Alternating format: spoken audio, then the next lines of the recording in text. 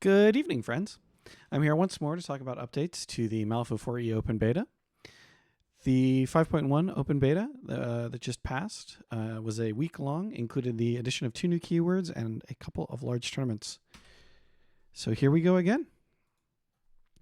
We saw some major changes to the core rules in 5.1. We went up from 12 schemes to 15, and the scheme difficulty was increased across the board on many schemes. Schemes can now be scored for 6 points. Several strategies were changed, so now there are half and half strategies with catch-up mechanics and half without.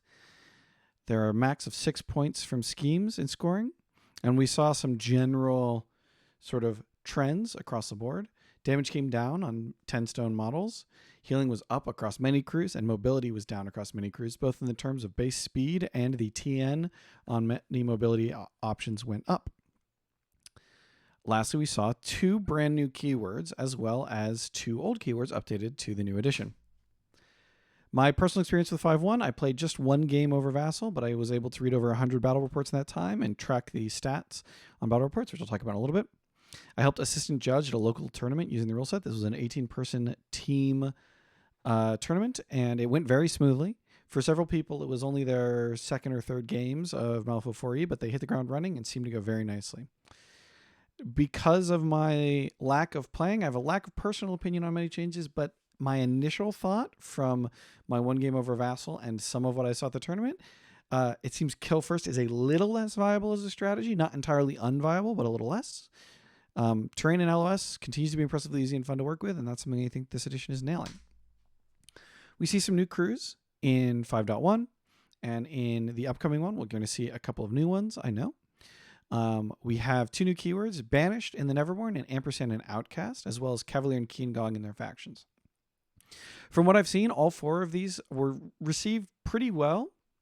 There were some exceptions on the power level, and some exceptions in terms of both internal and external balance. So Cavalier, especially Howard Tull Artillerist, seemed quite strong. Howard Tull Artillerist's shockwave action in particular. Ampersand's The Paradox was quite well received, but the Matriarch of the Machine title was very poorly received. Qin-Gong was extremely popular in battle reporting and in person from what I saw, and Banished was, I will say, although I don't have a note for it here, generally pretty well received. Across the factions, we see a little bit of a change from what we saw previously. Previously, it did seem like Outcasts were by far the most popular for people to write battle reports for, and then we have that middle group, and then Arcanist and Bayou and Ten Thunders kind of lagging behind. Due to the release of Qin-Gong and the outlier effect that I believe the tournament that included 10 Qin-Gong games, we have a little bit of a boost on Ten Thunders here. But that boost also, I think, applies equally to Outcasts, where we saw, again, I think, 10 Mercenary games. If we were to take those out, this would look very different, right? We would have 10 Thunders down, we'd have Outcasts down with Rezzers and Guild, and 10 Thunders down with Arcanist, Bayou, and now Explorers. Neverborn continue to be quite popular, of course. We would expect them to be a little popular with Banished. And Banished was a popular keyword, although not as popular, honestly, as Qin-Gong or as the Nightmare keyword, which continues to be abidingly popular among Neverborn players. So with these trends, I have a call to action at the end to consider borrowing models or playing with proxies in a fashion that you can test Arcanist and Bayou a little bit, as they're getting a little less attention than other factions and could certainly use some more eyes on them. Some other community takeaways I was able to solicit from some small Discord communities as well as the forums. People were lauding some complex positional games and ease of entry into this edition from the last one. There were some notes I want to say that, like, not everyone agrees that killing has come down enough. Some people still feel it is quite killy. In particular, masters die quite easily for some people without stones as a mitigation tool. Most but not all of the obvious mistakes and typos have been cleaned up. And again, in Ampersand, we see the Ampersand 1 version, Matriarch of the Machine, lacks tools to do anything but make attacks, really. The change to strategy was received with mixed reception. There is a strong contingent of players who really want the catch-up mechanic to be present on the strategies. Another contingent that still hates that they are on even 2 of them. So I think time will tell how the community as a whole shakes out all the strategies that are hanging around. The banished keyword felt very interesting to play for a lot of people, very thematic. I will say that does seem to have been something that got nailed in the 4 crews that got released. Again, Qian Gong, Banished, Ampersand Title, The Paradox, and Cavalier all seem to hit a high level of thematic interest and interesting mechanics for the players who wanted to play them, which was a nice change of pace because we definitely had some complaints previously about keywords coming across as a little too simple on their initial release. So we've seen lethality come down a bit and some gaps tightened up. Some new crews with interesting mechanics have come in. I will say there's definitely a need for updates to some crews that have gotten out already. None are in a position where they feel like they demand a total rework, but I will say that Wastrel in Explorers is lagging behind. Foundry still does not feel great to play. I've heard really mixed reports about Angler. And I've heard very, very conflicting notes about Elite. I am friends with a very good player who is very positive on Elite currently as a keyword, and I've seen other people still sort of dragging them down. So very interested to see how that shakes out. Again, please try to playtest Bioarcanist even if you wouldn't normally. The more reports and the more varied reports, the better. We are now going to hop into my long rambling changelog review and take a look at what has changed. We've got 12 pages this time. That's down many pages from last time, as you would expect this to be a little bit more restrained than their first change. We only had 1 week difference here. So some changes first to the core rules. The rate at which power bars increase or decrease is finally monitored within a keyword in order to keep it balanced. Allowing an opponent to effortlessly undo that hard work felt unfair. The control section now states that enemy controlled actions may not increase or reduce power bars. That makes sense. Let me get rid of that. Sorry about that. Many people expressed frustration or wanting to climb buildings but being blocked by thin, decorative, raised edges around rooftops. They've added a terrain example, railings. Railings are blocking but not impassable, so models may move through them. Railings have a special rule that allows scaling to continue to scale until they're no longer overlapping the railings. This lets you have buildings with a lip, not cause a problem. That's great. It was confusing whether or not a model that ignores vertical distance without falling damage would correct it by flat out stating, nope. Add a section fallings. Yep, okay. That makes sense. Yeah, no problem there. We receive feedback that reducing the starting soulstone cache to 5 has put constraints on list building. So they've increased that from 5 to 6. Sounds good. Models now only resolve the effects of hazardous terrain for a single terrain piece each activation. I assume this means you can only get hazardous damage once across all possible types of hazardous. That's very interesting. Probably good. It doesn't take a lot for hazardous to become extremely oppressive. It really takes 2 pieces in Malifaux 3E, and people were playing such that you could really stack multiple pieces of hazardous even without any pre-existing on the board. So good to see that changing.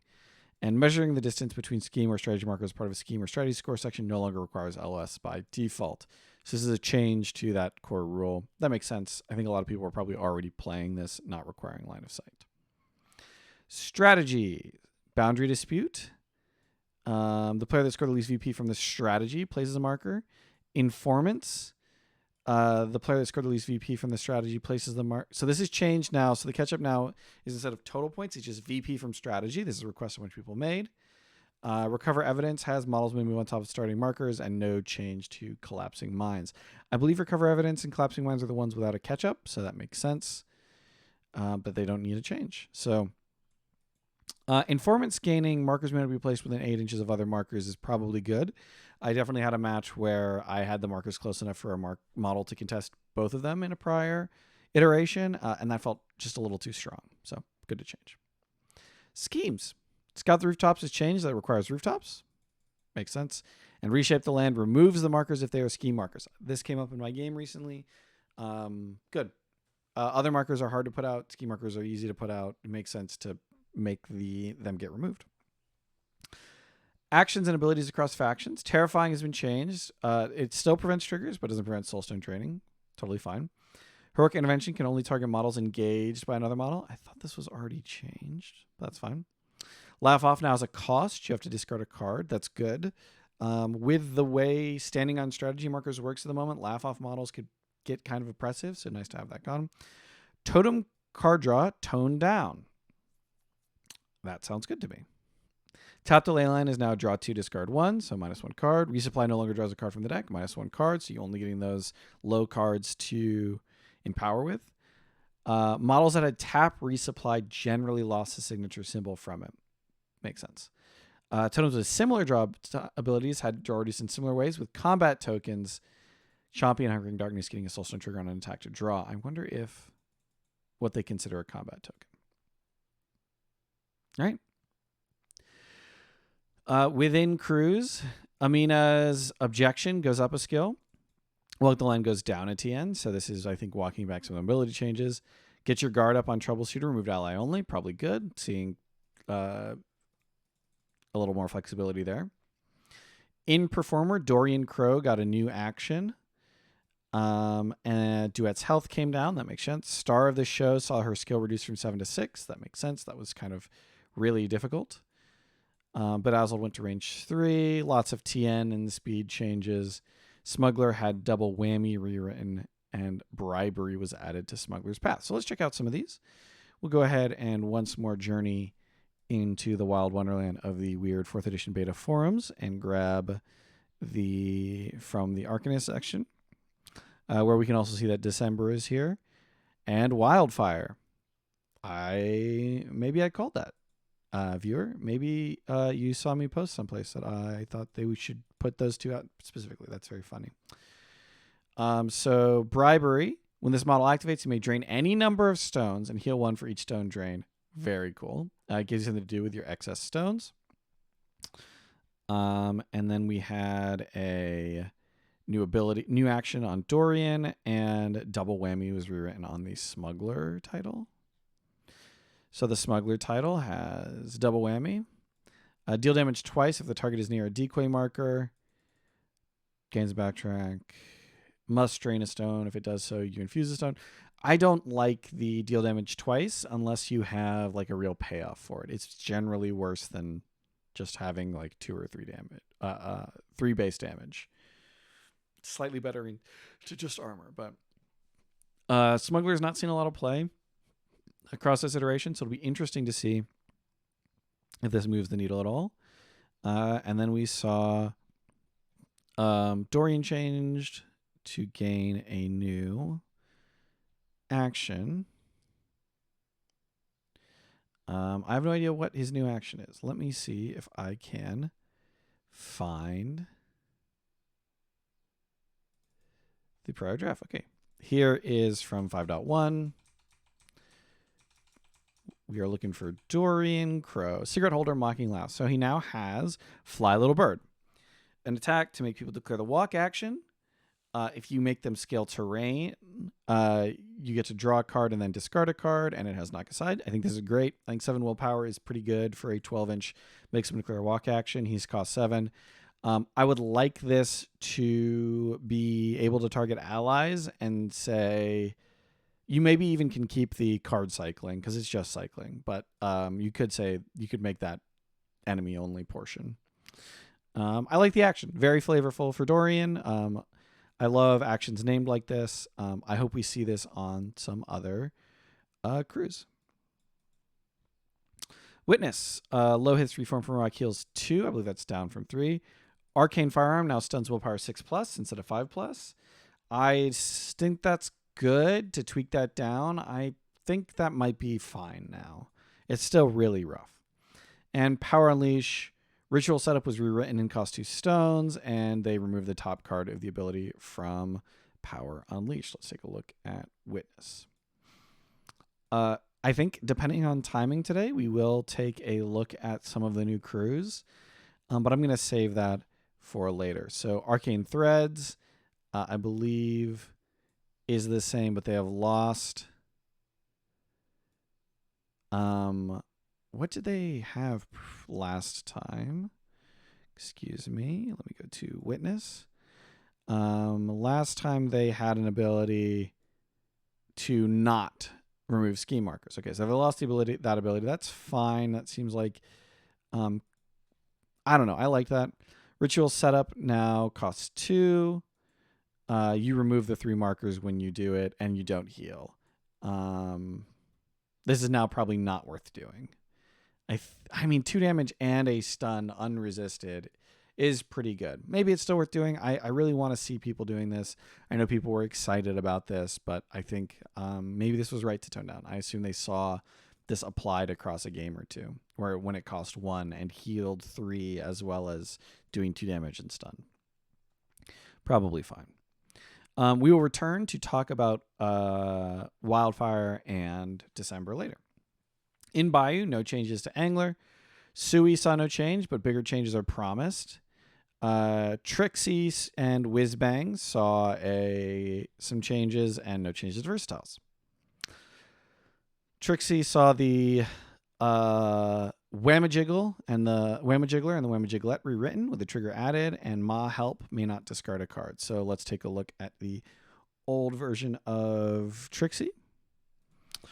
So this is Metal Magpie, used to say move the target up to 2, and they have to discard a card if they do not draw a card. And Whammajigglet does the same thing, but is on a lower range, lower stat, lower damage. Extra Smashy removes a token from the target to deal damage, and inbuilt indicators gives them an analyzed, whereas the little last has knock aside and does more damage per token on the target, up to 2. Now, on this new version, let's go ahead and take a look. We're going to need to... Nope, wrong one. We are going to need to... Sorry. Jump into the Bayou file, so give me just a moment to do that. We have gained Swamp Fiend and Kin. Cool, we got 2 there. I predicted Swamp Fiend. I did not predict Kin. Interesting to see that my streak is now... I'm 3 out of 4. This is now becoming a thing for me. I apologize in advance that I'm going to be insufferable about it. Whammajigger just says make move 2, and the discard a card, draw cards, move to a trigger. Same with the Whammajigglet. Yeah. Seems fine. I got no problem with that. Reasonable to move this to a trigger. It feels very trigger appropriate. I got to watch a really excellent Maryland-based player play Montucket Metal Magpie and just absolutely abuse their opponent for card draw. That would have been pretty okay in the past edition. I think probably not okay in the current. Survivor has a new ability and a trigger added, so survivors get a little bit more. Carefully Laid Plans had their action rewritten. Trixie Belle gained Loyal. Good to see more things get Loyal. And Mecha Pork Chops, TN on Belly Full of Coals went up. Yeah, that needed to go up. I think I said that last time. So let's take a look at the Survivor. Let's actually also take a look at Trixie Belle and see why it would need to be Loyal. Because it's because it has a leap and a 4-inch interact. I think that's, and don't mind me, I think that's probably fair. That is strong enough that you may want to keep it in faction. And survivors have Fillings is Metal now, I believe. This is the new one. And a new trigger added. I'm going to have to look for their old card, and then we'll take a look at the crew card. We're going to do this in whatever order I feel appropriate. So yeah, Fillings is magnetic. Fillings is metal. Anyone with analyzed counts as a construct. I think that is probably so that they can give them like disassemble. Yeah. Is that all they gain there? Yeah, they gain disassemble. +1 damage and remove up to 1 token from the target. So they get to go to damage 2 with +2 for each raise. And do they have the ability to just give out analyzed?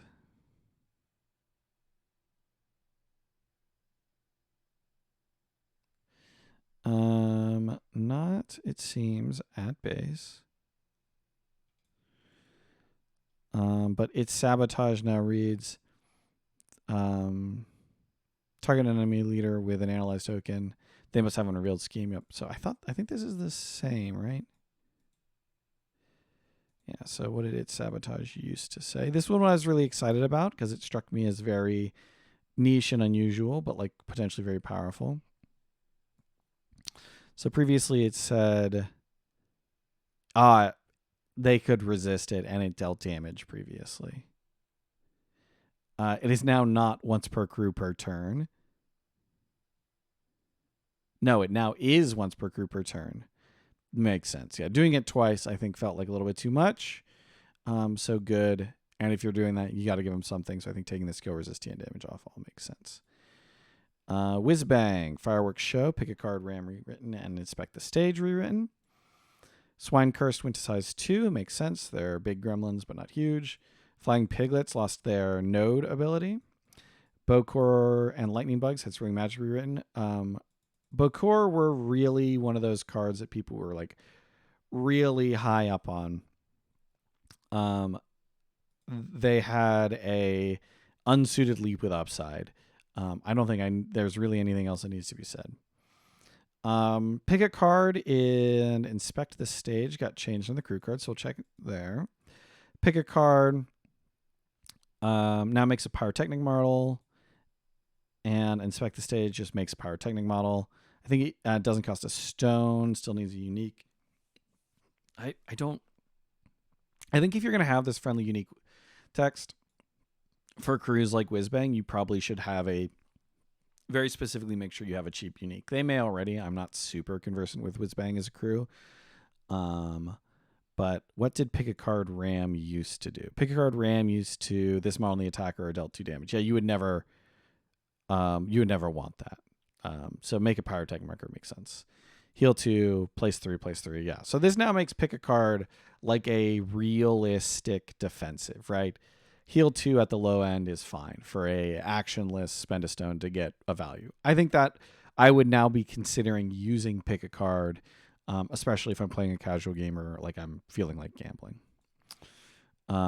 Bacon Beacon was written. Proper motivation once returned. Swirling Magic written. So let's check Swirling Magic and Bacon Beacon. So Bacon Beacon is on the totem for Wong the Enchanter. Friendly models with 8 may draw range and line of sight for non-general tactical actions from this model. Previously, that said, friendly models with an 8 may draw range and line of sight for non-general tactical actions from this model.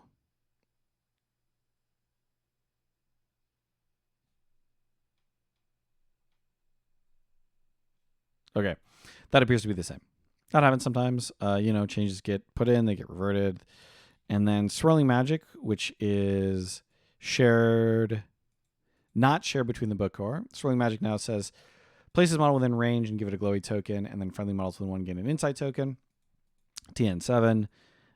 Previously, the thing about this that was crazy is it was TN6 and gave everybody within range a glowy token, as well as itself. So toned that back quite a bit. I do think it means glowy is going out, maybe not enough. So maybe look at a way to put out more glowy. Maybe that's not necessary. Depends how much you want glowy to be sort of the hallmark and signature of the crew. We got Kin and Swamp Fiend, which we will be checking later if time permits. Exo. Hive Mind. Previously, Exoskeletal Link, if they had a Parasite, increased skill by 3. Now it goes to 2. Parasitoidism, Soul Shock once per activation. This is probably correct, because previously you could just bomb it out infinitely. Totally fine. Double Agent, Gloomstrike receives a plus flip against entranced models. What did it do previously? We're not going to talk overly much about things that don't have a lot of changes. It's just not necessary in every case. So, Double Agent, Gloomstrike deals +1 damage. Did they remove the +1 damage? Or did they just add a plus flip and +1 damage? Because if it now says plus flip and +1 damage. New file Apex. The Maliceless Rex has Apex and is in Neverborn Versatiles. That's cool that it's a Neverborn Versatile. I will have to check that out. I called Apex, so I'm now 4 for 5. Pretty cool. Good work, me. That'll make some people very happy. I know Apex is like a favorite among some Explorers players. It's like the danger shooty one. So Gloomstrike now says receives a plus flip. It does not get +1 damage. 7 versus speed, damage 3. Versus 7 versus speed, damage 3. Yeah, I think Gloomstrike was the only thing Double Agent had going on, so a little sad to see that. Syndicate, Glory of Ridley across multiple markers may not draw the Black Joker. I was not aware it could previously. Kind of cool. Corvus Rook had backroom dealing rewritten. Is this rewritten across all models of backroom dealing? Ava is a UA model, not a syndicate model. She went to speed 6. Did she gain the syndicate? Nope, she changed. She's just a UA. Okay. Rail Magnite. Contract kill gives a shame token. Good. I wanted to see more shame tokens. Flush with cash. Remove non-master on scab pay. So now your master can get the reactivate ability on flush with cash. Very cool. Sovereign added Sound of Thunder. I'll have to check that. And Casey's attack was replaced. These are several changes. We don't see Wastrel change. We don't see any versatile changes. Wastrel needs some changes. But let's go ahead and check Syndicate for those changes. Wastrel in particular, the upgrades just feel bad at the moment. Like they could stay the same-ish power level. You would just have to get them out more easily, or they should do like one little additional thing maybe. So Scab Pay is okay. It's non-master on the Resolute, and it's master, and it includes the master on Flush with Cash. If that's a balancing decision, I think we call these two different things, right? I think we call these Scab Pay is fine here because your master is paying, and then I think for Flush with Cash you call it like overtime bonuses galore or something, right? So that you can, because like you should not have the same thing with two different things. I think otherwise, like, fine, who cares? Rail Magnate. So contract kill is, I believe, her gun that she can shoot through other people. Gives a shame. I will note glancing shot still gives a shame token. I'm going to go ahead and take a second to pull up a thing so I can start making some notes on the side about typos and other things I can note. Okay. So we have Syndicate, Scab Pay, two different wordings, and contract kill trigger for shame token. This now makes me want to contract kill a lot more than I did previously. Previously, contract kill felt like you would do it sometimes because it was notable and it made sense, like it just lined up correctly. But like the entranced tokens feel bad. I will note also, like, glancing shot literally doesn't work as written. So that is definitely something that needs to be fixed.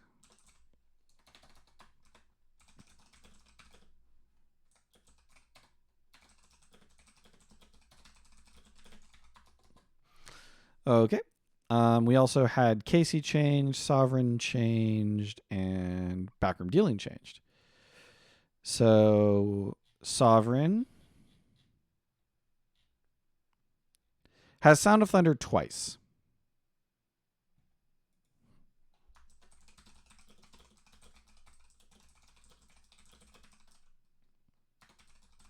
So we have the old Sound of Thunder ability, and we have the Sound of Thunder trigger, which discards instead of making them flip.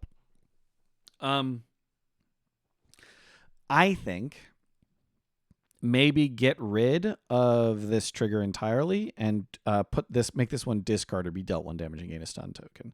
I think the cost is more interesting. But yeah, I don't think those should have the same name for just reasons of clarity. And lastly, Casey. Casey has seen a bunch of changes because it costs 10. He lost constant motion and got field repairs instead. And Ghostly Contract was replaced with Runaway Train. That's not true. When this model ends its activation, it may drain. Oh, it's not Ghostly Crossbuck that it lost. It lost the ability to charge multiple times on its own action. Now it just gets to charge for a stone and drain, ignoring restrictions. So Casey now gets to do an additional 6-inch charge instead of doing 2 6-inch charges during his turn. This gives him effectively a 3rd AP. Interesting to see. I think that probably makes Casey extremely good. I would definitely be looking at bringing him into other keywords, especially since I think 13 with armor is like above rate for a 10 cost model's health, although I'd have to double check. It may be below rate because field repairs is quite good. Takes us to Cavalier. Several changes to Cavalier. King's Wall went to defense 6. King's Roll was already really good. Artillerist was changed. Defense and willpower came down. Dead Silent. Attack is just melee 1 inch instead of 2 inch, I think. 10 health instead of whatever he had previously. And the heavy salvo change, new changes to assault markers. So lots of changes here. Let's go ahead and open up the guild. And I think I predicted guild would not get a... Did I say they wouldn't get a keyword? Or did I say they would get... Because they don't have guards. They don't have Hoffman. I think Hoffman is the one people would be most excited about. But I think I said they were not going to get one this iteration. Let's see. Augmented. Okay. Well, they got Hoffman. I'm going to... why not? I'm going to count that. 6 out of 7. So if we take a look at our Cavalier cards, kind of surprising because that I think means they now have more crews than most factions, but that'll go on. I'm most interested in seeing how Salt changes. So previously they got to do this as many times as they wanted. Now they have to remove it to ignore cover and concealment. Probably good. Combat distinction still present. Supply crate now says heal 1, and this says heal 2, move 2. Previously, Cavalier said... Yep, I did not download Cavalier. Unfortunate. But I think it healed more. Seems fine. Artillerist went down in defensive willpower, and his artillery strength, I'm going to guess, is no longer as... This was a thing people talked about being very, very, very powerful. He had a shockwave that really just, like, it was the thing to do. Still strikes me as quite good. Dead Silent. Lost some health. He's got defense 7, willpower 6, and reconnaissance. Does he have other survivability? Because it strikes me that that might not be good.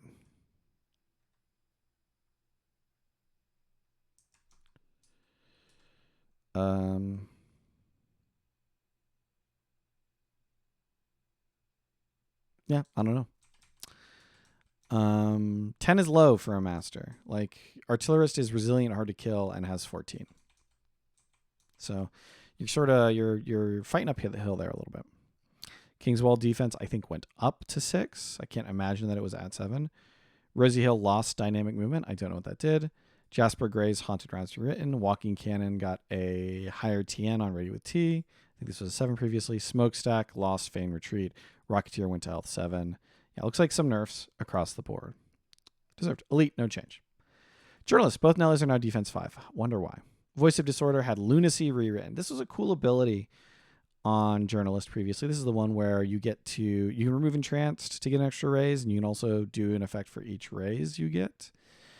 And now oh, that's so chaos. Lunacy was remove Entranced tokens to draw cards. Now it says if you're near enemies, draw cards. Okay, fine. Yep, you were never doing it previously, so that makes sense.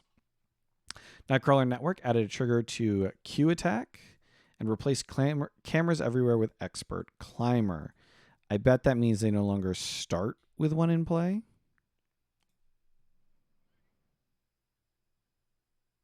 Yep. So cameras everywhere, let them start with 1 in play. So now it's Expert Climber. And we added overwhelming flash on Lead the Witness. Kill a friendly camera bot and play the target gains a slow token. And it's built in. Okay. Yeah, I think that's good. I think that's a good choice. I think ways to use your camera bots is good, and get a better angle on the camera bots lost does not need a soul stone. So you can now just chain summon camera bots. As long as there are ski markers and they just remove it for no cost on us. That might be too good. Here's a little thing. Nightcrawler Network was already maybe the best model in that keyword, worth importing into other keywords, like just generally. And now it seems better, honestly. So we'll see about that. Also, there's a reason now to hire a camera bot at the start of game. Kind of cool. Marshall, Death Reach applies to all attacks, and on Grave Peril, drag down upped pulse to 3 inches. Good. More bigger pulses is fine on those crew card actions, which this is. And then I don't remember what Death Reach is. So we'll have to look at the Domador or the Death Reach. The model may draw range in line of sight. His attack is for any remains markers, then remove them. I'm going to guess previously it was like cast or specific. Yeah, that's fine.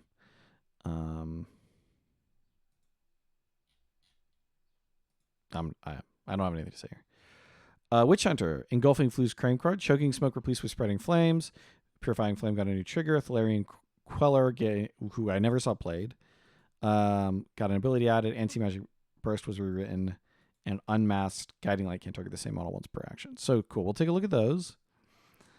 And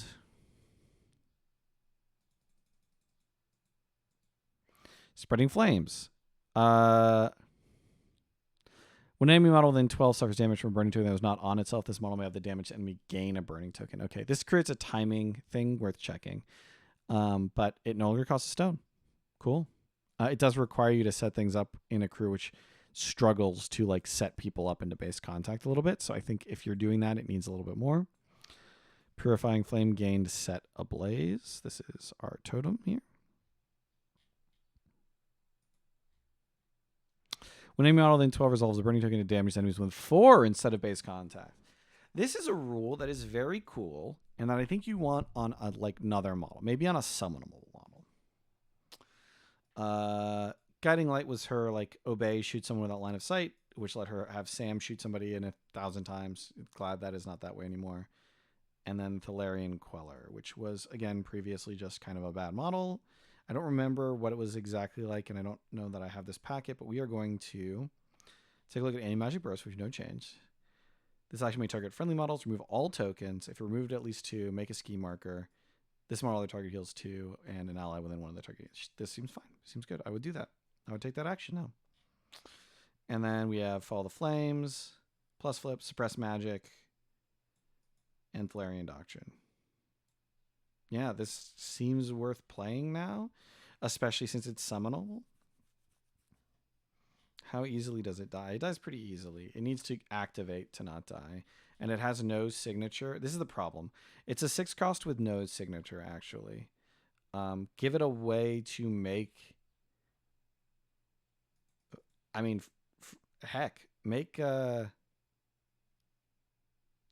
give it a signature. Give it, like, you know... Not make an Inferno or Remains, but like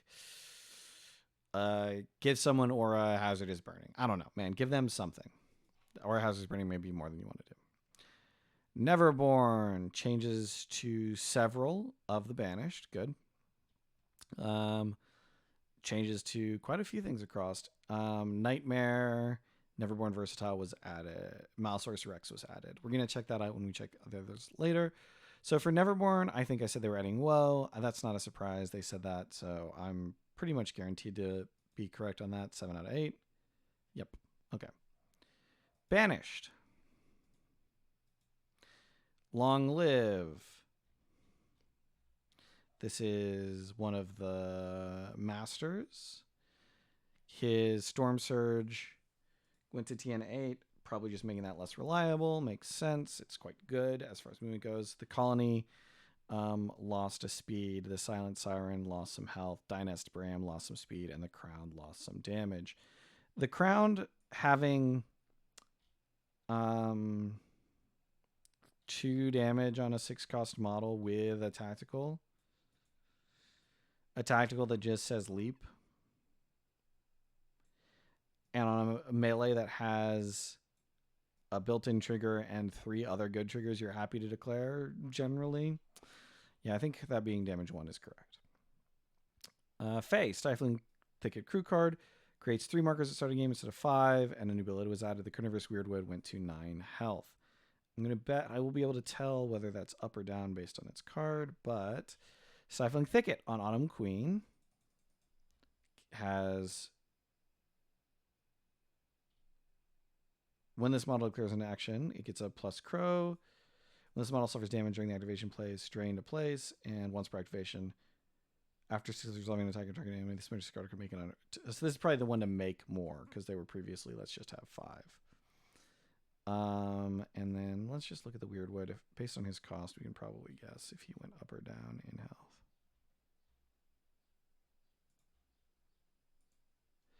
6 cost, he went up in health. Wow. Laugh off armor 9 from the shadows. A bad bonus. I mean, yeah, that's a cost 6 model that you're happy to play. It is cumbersome, and it cannot really move. Kind of a turret. I guess you can sudden move, and it's speed 3 now, but may not scale. It'll be interesting to see how that works out. Brood. Ancient Writ wrote, and lots of things are rewritten here. So did I have Brood downloaded previously? I did. So here are the Brood cards previously. Brood Mother, the strong survive. Previously said. Brood were being played a lot. I think they were good, but like, I don't know. People just expect Nephilim to be good at this point. So the strong survive. Target may resolve their Relish in Blood abilities if they damage an enemy model. Then the target declares an attack action. Relish in Blood, I think, is your grow up big and strong. Yeah. Yep. Gain a glutted, engorged. You'll never make me stop staying engorged, Justin. And then Leilu, Hayridden, and Shaman all changed. So what does her ability now say?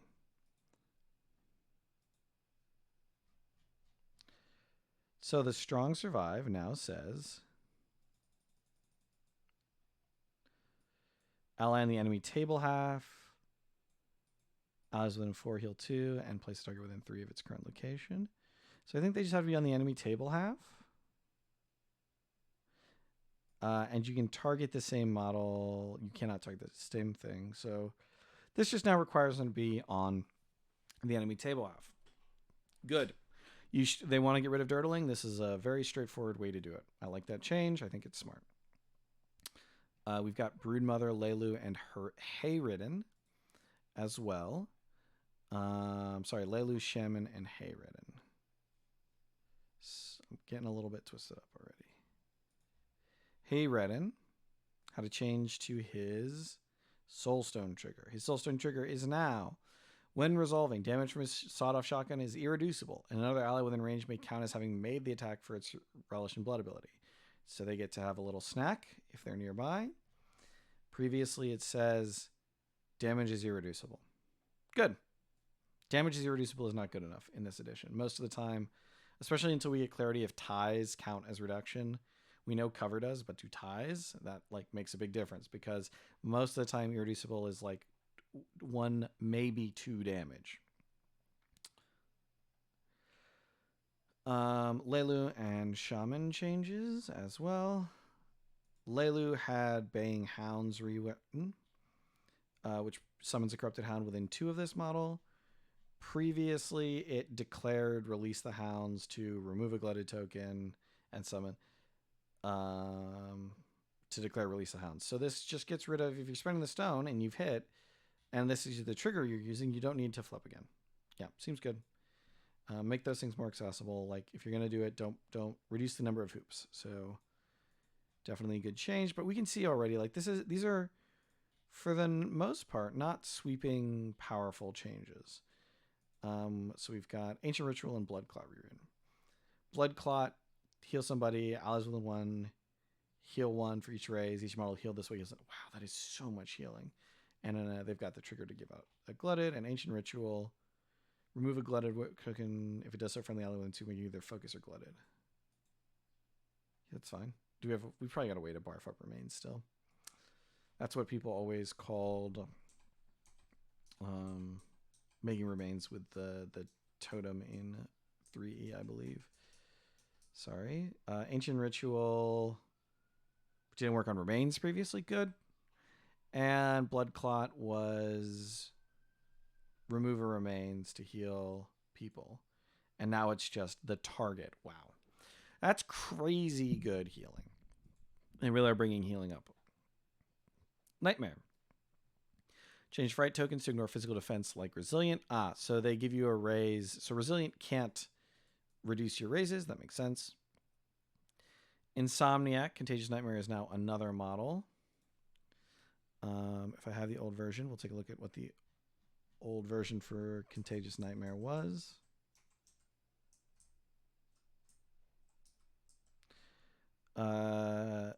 So if they had a fright on them somehow, that's fair.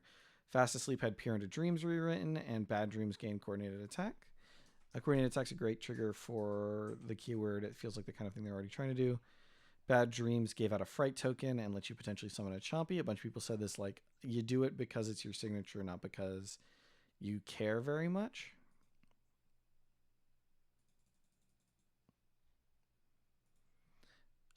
Now it says, now it has coordinated attacks. Peer into Dream says make an under your bed marker within range instead of, I believe the old version was, look at the top 5. Yeah, this was very good for an OTN. Like, you spent a stone for it every turn. This now being a signature that you doesn't cost a stone is very interesting. But what the fuck is an under your bed marker? All friendly allows in play may draw range and line of sight for any action which does not move the initiator from this token. After an action is taken in this way, enemy else within one gain a fright token and then remove this marker. Okay, so this lets you pop out the under your bed marker and then like node through it. Serena Bowman went to damage 2 and Insidious Madness went to speed 6. I believe they were speed. Did they go down to speed 5 in the like sweeping let's reduce people's speed thing and it was just too much for them? Yeah, they needed to come back up in speed. That makes sense.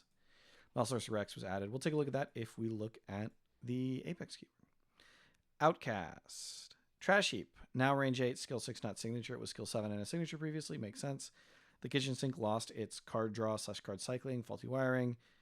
Fortune Teller added a Drawed Secrets trigger. That makes sense. You feel like the model should have it. The crew has no ways to get out schemes in the first title except for just interacting and killing things with your titled master. Not good. And Goop had repurposed parts rewritten. If I'm not mistaken, repurposed parts is the ability that was used to hand out your part tokens. Nope, that was pile of parts. Repeat purpose parts now says remove any number of tokens and draw a card for each token removed. So they now have probably the best card draw in the game if you bring, if you want them to. Partially because anyone can take that action, I think. With the...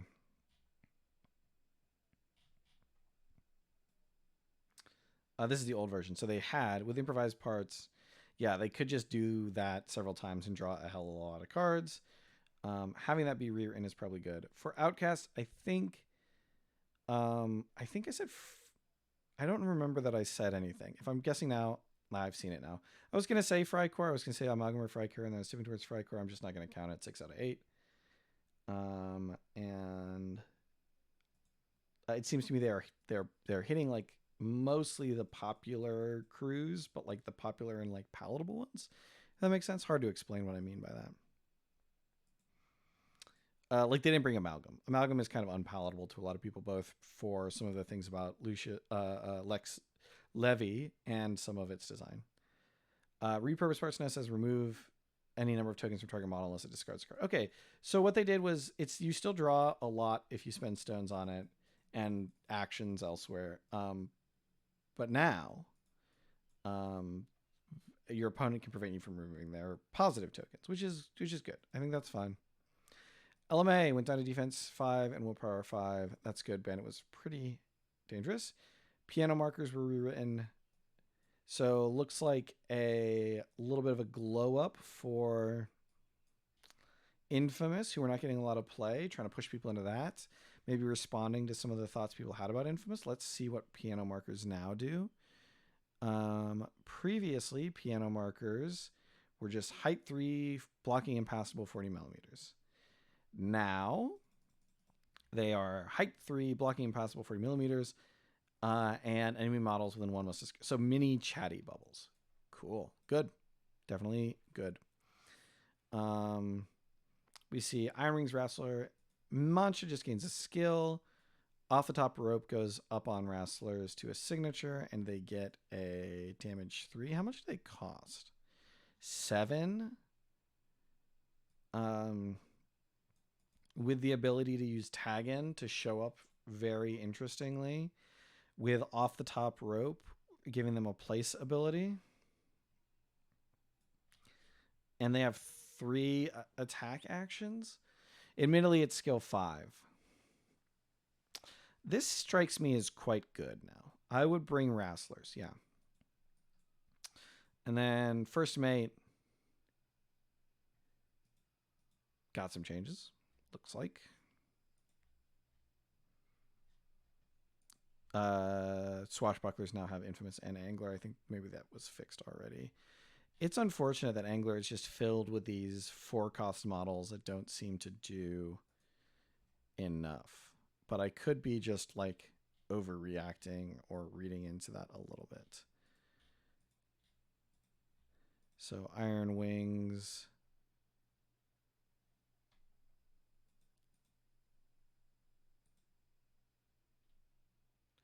Added a trigger to barrel roll. I'm going to bet that's... Barrel roll lets you ride along an enemy model for a stone, or a friendly model with a mask.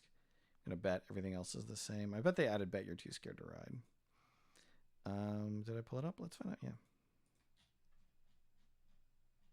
That was already fixed. Why is it in 2 different orders? It strikes me as a little bit odd. Yeah, they added bet you're too scared to ride. Cool. Yeah, that's a cool ability. It's worth a stone for sure. I can see doing that. And then First Mate. So he lost. He no longer has Leap Attack. He has Leap Make a Scheme. Menacing Croak now is Hoppin' and Croakin'. So he's a second. So he's a place 3, and you Menacing Croak a second time. Pretty cool. And moves enemies away as well as giving out an entrance. And a new trigger was added, and his anchor damage is at 3 because he can pouncing strike, but what he can't do is leap and generate a strike with sudden strike. So he'd come down in power a little bit, so putting a little bit back on the card makes sense to me. He previously added Hoppin' and Croakin' and free loot. Hoppin' and Croakin's now OPA, and but it doesn't cost a stone. That's the signal. All friendly models in play with off-the-top rope action may declare it if able. Notably, if they off-the-top rope, they can't generate an extra attack from it, but it is very funny. That's the signal is very funny to me. I quite like that. Don't know that you're going to do it a lot, but like the idea of 2 Wrestlers in Mancha Roja hearing a frog croak and then going hog wild about it is cool. Definitely. Mercenary. Power tokens replaced with Etheric Surge tokens. Power tokens did nothing previously. Let's see if they still do nothing. Ashen Blood. Demise grants the new token, Etheric Surge. They went to melee damage 3. That's good. People said they were a little bit weak. And Vanessa had Harness the Leyline and Adaptable Shield rewritten. Let's take a look at Vanessa. I'm glad Frycore came out. They are, I think, a good, like, outcast keyword to have around for people to play. I know a lot of people have a particular affection for Von Schill. So, Etheric Surge, plus you skill and a suit of its choice when declaring attack actions. So this now occurs whenever one of your Victorias dies. They're now a TN, they're a damage 3, get any suit, skill 8 model. And Vanessa has the ability to gain that whenever she is on the center line, basically. Or moves through it or is on it. I need to check one more thing on that. +2 skill. Yeah, that's good. I like that. No change to Oblit, no change to Versatiles. Ancestor, Experimental got changed. Tormented, Urami, Versatiles, no change. So a bunch of changes to Rezzers. For Rezzers, I think I wanted to see Forgotten. I'm going to continue to hold out hope that it's Forgotten, but it might be the Seamus keyword, which I can't remember the name of, the whatever. Red Chapel. It was Red Chapel. Well, I kind of thought it would be Red Chapel, but I was hoping it wouldn't be. So I'm not counting that one. I'm 6 for 9. Wow, they've added so many this iteration. They've really, really released a lot. Ancestor. People were really iffy about Ancestor. We see a lot of stuff rewritten and changed here. Path Seeker was mostly rewritten, just reread him. Okay, we're just going to read all of the Ancestor cards and take it from first principles. After attaching an upgrade, this model may be placed within 3 of its current location. Quite good if it happens at all regularly. Ancestral Blessing. Allies win 2 of the target gain a shielded token. I think this is quite good. I think you can bring a effigy just to do this once or twice a game, and it's probably worth it. Debt to your ancestors. I recall this one. This one's cool. I don't know that it will ever come up. No changes to Spirit Ascending. Yeah, generally people were okay with Yanlo 2.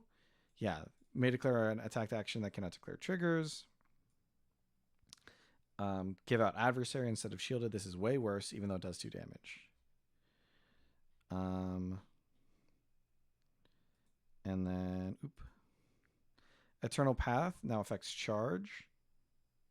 Good. That not affecting charge would make it pretty useless. Whisper Notes. Now lets you get around any models in base contact. In addition to giving you +2 range. That's probably good. I think it should just give Don't Mind Me. And Strangle Path and 53,000 formula. 5300 formula. Discard this upgrade to make it count. Yep. Non-charge, non-walk tactical. Lets you treat it as a signature. Good. You're going to put that on models that don't have a signature and feel very good about it. And then Strangle Path was rewritten. This one used to say do damage when someone disengages. Discard this to reduce the movement to 0 and draw a card. Wow, it feels quite good. So the path upgrades, the reliquaries now feel quite good to use, to me. Path Seekers rewritten. At the start of this model's activation, it gets a free reliquary upgrade. Good. Those are good. Demise, discard a reliquary from another model than 10 to heal 3. And drain to heal an amount equal to the turn number. Cool. Darkest Magic. Deals damage equal to the turn number. So this is bringing back... Yanlo used to have a theme where he scaled off of the turn number. They've taken the damage off Treacherous Path, I guess. A cast having damage 0 is really interesting. What is Aura Fire? Hazardous Burning. Okay. Darkest Magic has Rebuild Corpus. You replace somebody you hit that ends up on 3 or less health with a unique Ancest model that's part of this crew. Then they become part of the crew. Cool. You can charge with it. So this does 1, 2, 3, 4 damage, but no raises. Treacherous Path moves somebody 3, 4, 5, 6 inches. And on turn 3 or 4, it makes up to 2 scheme markers. Pretty good. And they get to move, and it's still youth. Heals an amount equal to this number, attach a reliquary. Good. Move this one up to 3 and discard friendly upgrade attached to it. Yeah, so you can attach a second reliquary. Seems much more interesting now. Previously, people were really like, Path Seeker is uninteresting, doesn't do anything. I think that is quite good. We now have a reposition trigger on Ashen Rebirth and Phantom Flames at 8 inches. I'm not going to bother with those. Those seem pretty straightforward. I will mention Monos. We do have to check the Guardian Spirit for debt to your ancestors, I suppose.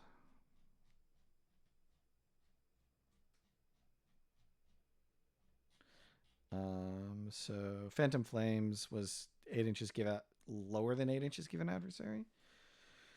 Oh, but you can use it to place. Okay, that makes sense. Yeah. So the thing about Monos getting changed is he was just everywhere in Rez's list in the prior edition. So if you want him not to be the case, he needs to not be good. He needs to be worse than he looks because people carry over that feeling. Ashen Rebirth gives Aura Fire and they can now reposition. Yeah, that feels good. Feels right. And then what was... Got a statue and terracotta warrior here. Are those versatiles? They are versatiles. What was the last one that changed? Guardian Spirit is debt to your ancestor. So yeah, good changes to ancestor. I think generally I'm pretty positive on those. I'm not a Rezzers player. I'm on the big board, not a fan of Rezzers. Previously, not for any particular reason. They have a couple crews that I really, really like. And Ancestor is one of my favorite previously 10 Thunders crews. So kind of cool to see them get buffed. Reworked even. Experimental. Sees Rogue Necromancer go to defense and willpower 4. That's good. This model is a terror. It may still be a terror. Rafkin got a new ability and had medical procedure rewritten. I'm not familiar with Rafkin. Not a model I have seen hit the table. Cloud of Fumes is not new, so it's got to be I cheated in medical school. Once per game when this model ends its activation, it may remove an enemy remains. If it does, your opponent must show you any unrevealed schemes that have anything they wrote down about the scheme is still secret. Cool. I like that. Once per game. They really want to put this in here, and I think putting it on a model where it just kind of gets it for free makes sense. And medical procedure is rewritten. Removes a friendly token from an ally. They heal an amount equal to the damage the target suffered. Wow. Stat 6 cast dealing 9. If an ally was healed, it may declare a non-charge action and can Rafkin doesn't seem bad.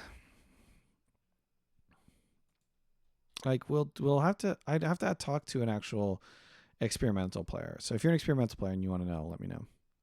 Spirit of Betrayal, head in the news moves towards. Deadman Caller added a raise effect. Good. I want to see Deadman Caller effect. And Monstrous Curse to Watch may not target masters. Great. You can no longer obey masters with Monstrous. That's good. Head in the news, I'm guessing, lets you just move people willy-nilly around. Makes sense. And Deadman's Caller has a raise effect. What is that raise effect?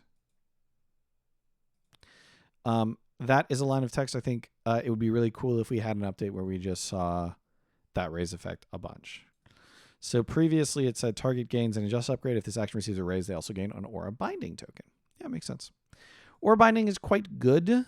It might be even worth it to cheat it out. Not being able to empower strikes me as pretty strong. Arami. Shikome. We got some people going to melee skill 7. Gwisten lost Incorporeal, went to health 9. Datsuba had Lantern of Souls written. That's a bummer. Lantern of Souls was really cool. Seishin are now cost 1 if you want to hire them, and Guide Spirit 10 went from 9 to 8. That's good. Seishin felt bad. They're a little hard to summon, so going to cost 1 is definitely good. What is the change to the Lantern here? Datsuba is like one of the... That ability used to like replace your Demise with Demise Make a Seishin. It now says... This model must have activated once this turn. After the last enemy model activates this turn finishes activation, the model may kill a friendly station within 6. If it does, this model gains a slow taking and may activate a 6 others. Cool. It's a reactivate effect. So reactivate effects were very prevalent in 1st and 2nd edition Malifaux, I believe. More so even in 1st edition. Prior to this, I think the only reactivate model in the 4E beta was Terra. And every Terra player will tell you that is quite strong. It is notable that this has 2 costs. You are killing a friendly station, you are guaranteeing your opponent gets to go first. Now, this doesn't matter on turn 4, but every turn other than that, that's a real cost. So I think that ability is probably fine. I wonder if Demise Tech is just going away, because we're really not seeing that much of it. So if Demise is just a thing you can't get around for the most part, that will be quite interesting. We are to 10 Thunders. So for 10 Thunders, I'm going to say we're going to see Monk. Red Library. That's probably a better choice. A lot of people love Red Library.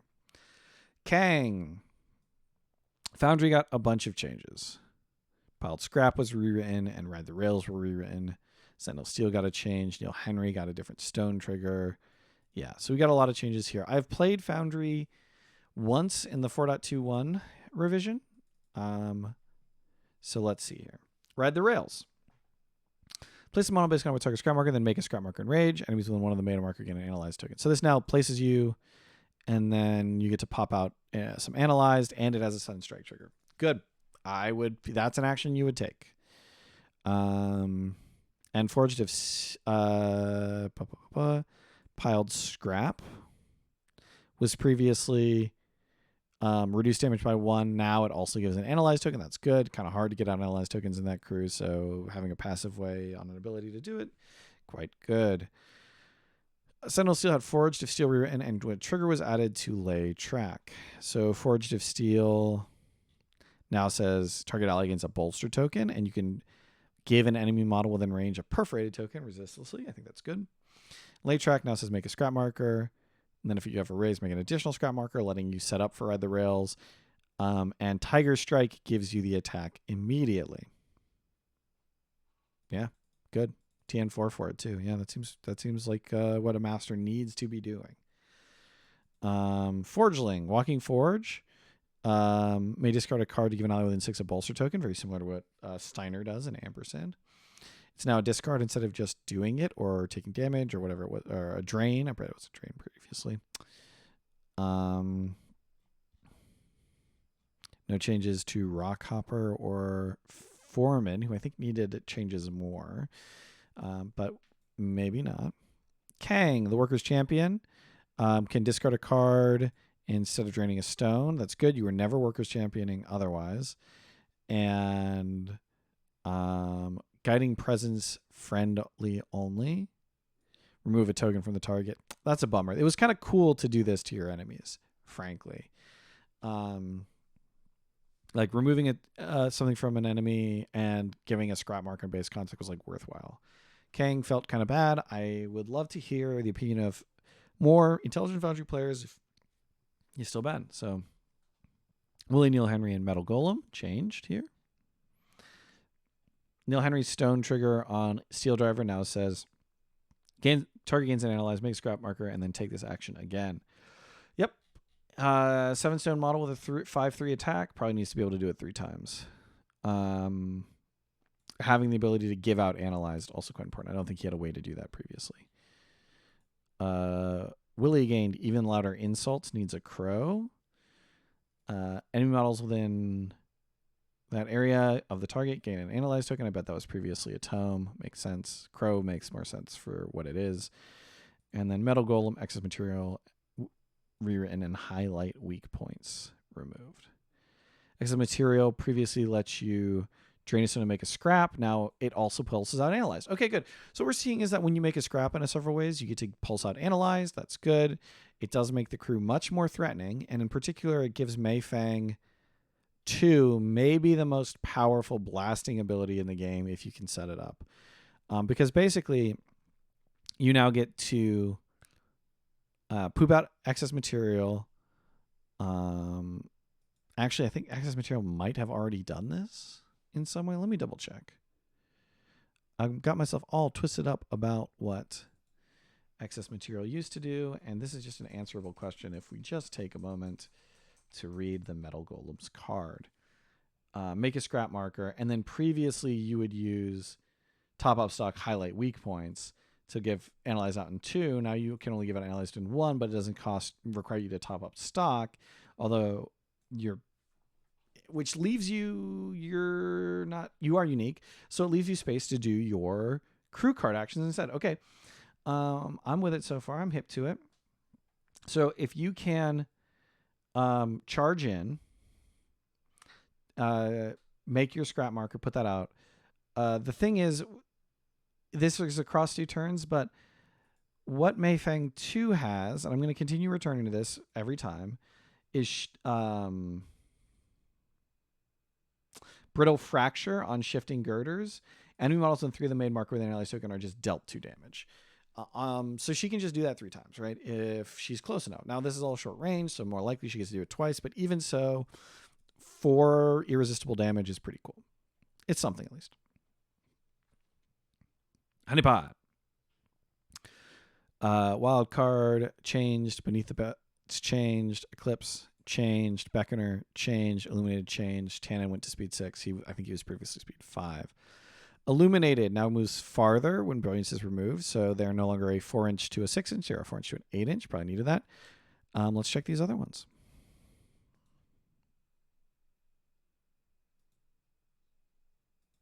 So I think they added 10 crews 10 keywords, and I guessed 6 of them?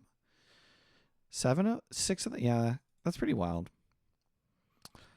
So Wildcard had Mulligan rewritten.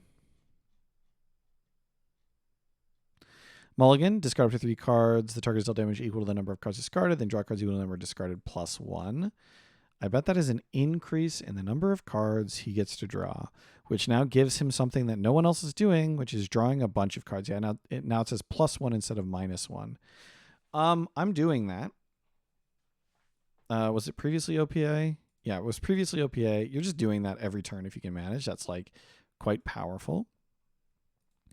And then I believe both totems were changed. Beneath the Bets gained flight. Tendril damage went up to 3.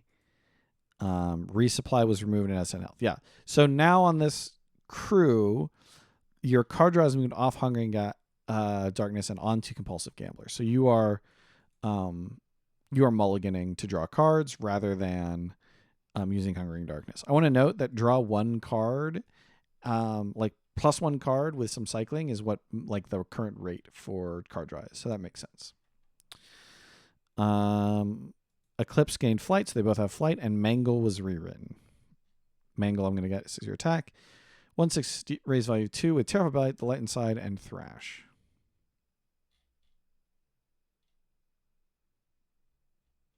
I don't know what this model is supposed to be doing.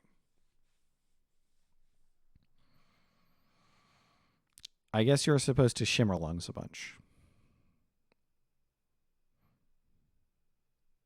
Yeah, you're supposed to Shimmer Lungs a bunch, it seems. I mean, even if nothing else, fly 7 inches, have Hole in the World. They're pretty good. What were you previously like? Do I have that up here? Yes. So Mangle previously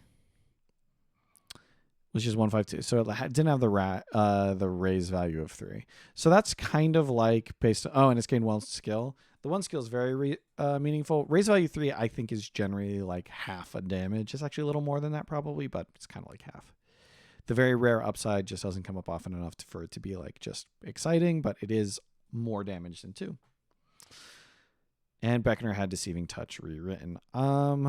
Yeah, please be good. I think Beckoners are cool and would like to see them played more. It may not cheat Fate. If the duel is tied, the attack deals +1 damage instead of -1. Move them up to 3 and chill. Delay on a tome. I wonder if any model will ever have both delay and chill. That would kind of be an interesting... Is that an interesting design space? Probably not. So what we've gained here is if the due total is tied, it deals more damage instead of less. Sure. Yeah, it kind of fits with the like manipulation vibe. I'm with it. Last Blossom. Oyaban went to defense 7. She needed that. Becento, her main attack was written. Yamaziko gained a trigger and her main attack was written. Wanyudo lost flight and has Burning Path instead. No changes to Oni. I think they need some, but I'm not sure. And Fractured sees a bunch of changes.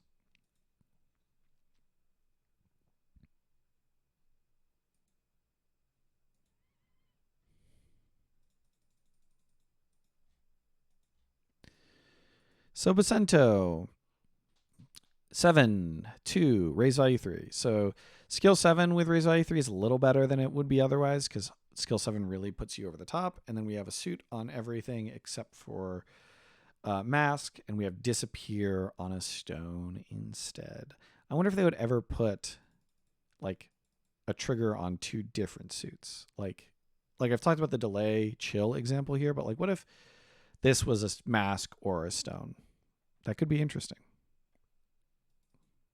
Like it brings back some of the old play lines of like you use your stone to guarantee something. So previously you had to remove adaptable to get your raise value. Now you just get the raise value. Otherwise it looks like we are the same. Yeah, fine. Going to defense 7 is the big change there, I think. And then Fractured Corrupting Flames written. Moment of Weakness moved to Obey, and Pressure replaced with a new action. Oh, I forgot about backroom deals on Corvus. Sorry, I gotta jump way back. Look at the top 2 cards of the target's fate deck and return them in any order. Feel safe underhanded. That strikes me as the same. unless you could previously pitch them.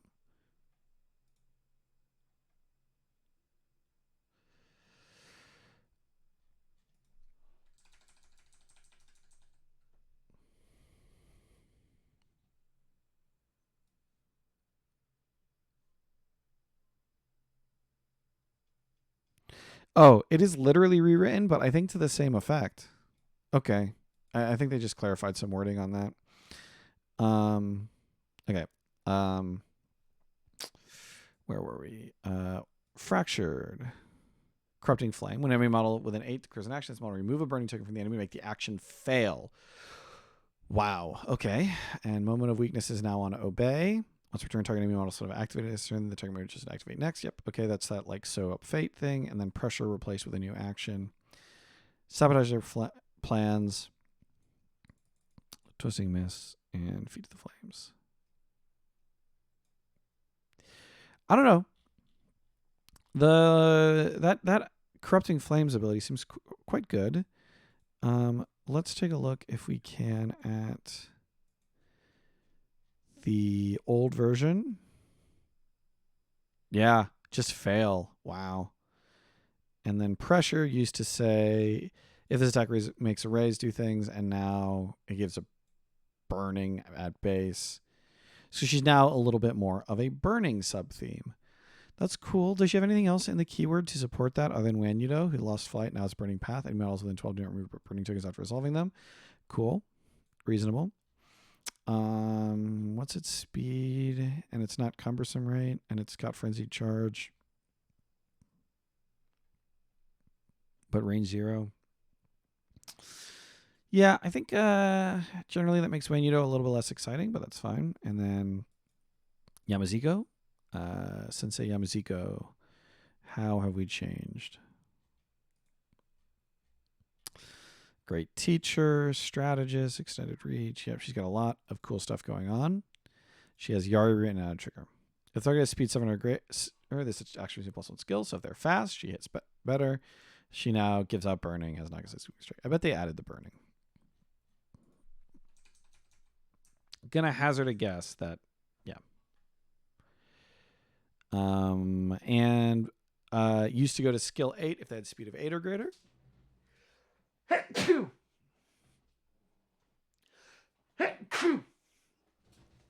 Nobody has that kind of speed anymore, so it makes sense to adjust that down. Kingon, Silk of the Lotus. Flexible morality replaced with Information Broker. Added a double cross trigger to Covert Agent. And Covert Agent makes ski markers from 3 of the target. And Kabuki Warrior had their Tiana the Fierce Rush go up. That maps with everything else. So I just played against Silk of the Lotus, and the complaint was negative flips are not good enough as a defensive. And cover, that was about it. But I think having more triggers on double cross can only be good. So let's check that out. And then I've checked the time, and I've got, I think, no outstanding. So we are going to go over the remaining things here. So Flex Morality is gone. When this attack targeting this model deals damage, this model alerts leverage bar to 2 to reduce the damage by the same amount. That's good. That's a more effective defense than a negative flip for the most part. And now Covert Agent says they gain an Entranced and make a ski marker within 3, and double cross, you can push them towards a marker and have them remove it. Wow. She has gone from being very good at scheming to being maybe the best at scheming. That's pretty cool. I mean, that's kind of what she is positioned to be. All right. You know what? I'm feeling it. I'm alive. We're going to go through in alphabetical order, the new keywords. So Wildfire and December. Why did Wildfire and December? They're a natural pairing, right? Ice and fire. Even setting aside another popular miniatures game, it just makes sense, like thematically. They're also quite popular, and they're also the ladies. There's a large contingent of Malifaux players that prefer the female masters for a variety of reasons. These are every good and bad reason you can think of, probably, but it makes sense that people are excited about these. You bring them in. You know, I think people are not so excited about Sandeep, unfortunately. I think he's a really cool master. I think Sandeep also, like, with the removal of blast and shockwaves being changed, kind of, he always kind of did shockwaves the way this edition does, but it may be a little tough to fit him in the new one. There have been more downloads on December than Wildfire, so we are going to start with Wildfire, and we're just going to do a blind look. Karis, Scalding Steam Fitter. This is old. We have Friendly Wildfire Constructs. So she's a construct subtheme here. Gain red line. When the small activates at half its maximum health or less, it may gain a burning token to declare the walk action. So they get an extra action if they are in grit range. You have to have a way to put them in that range because nothing does this. No one gets to half health at the moment. So a little bit difficult to say whether that's good, but it will be very good every once in a while. Also, when most of the time when you get to half health, you're engaged or dead. So kind of tough to declare the walk action if you're engaged or dead, or like to want to. And then Friendly Wildfire models, not unique models and not constructs, can either deal 1 damage to an allied contract within 3 of the target or remove a remains marker within 2 of the target to heal them 2. If this action receives a raise, you draw a card value 5 or less from your discard pile. So we've got our card draw just on here. Like if you hit a random 10, we've also got a way to damage our models for red line. We also can summon Steam Arachnids. She's taken over for Ramos. People were saying this about Karis. Her tokens are Aura Fire, Analyzed, Burning, and Hastened. Those all make sense. And Reborn with the Burning Man's Prayer. She's just got a different kind of thing going on.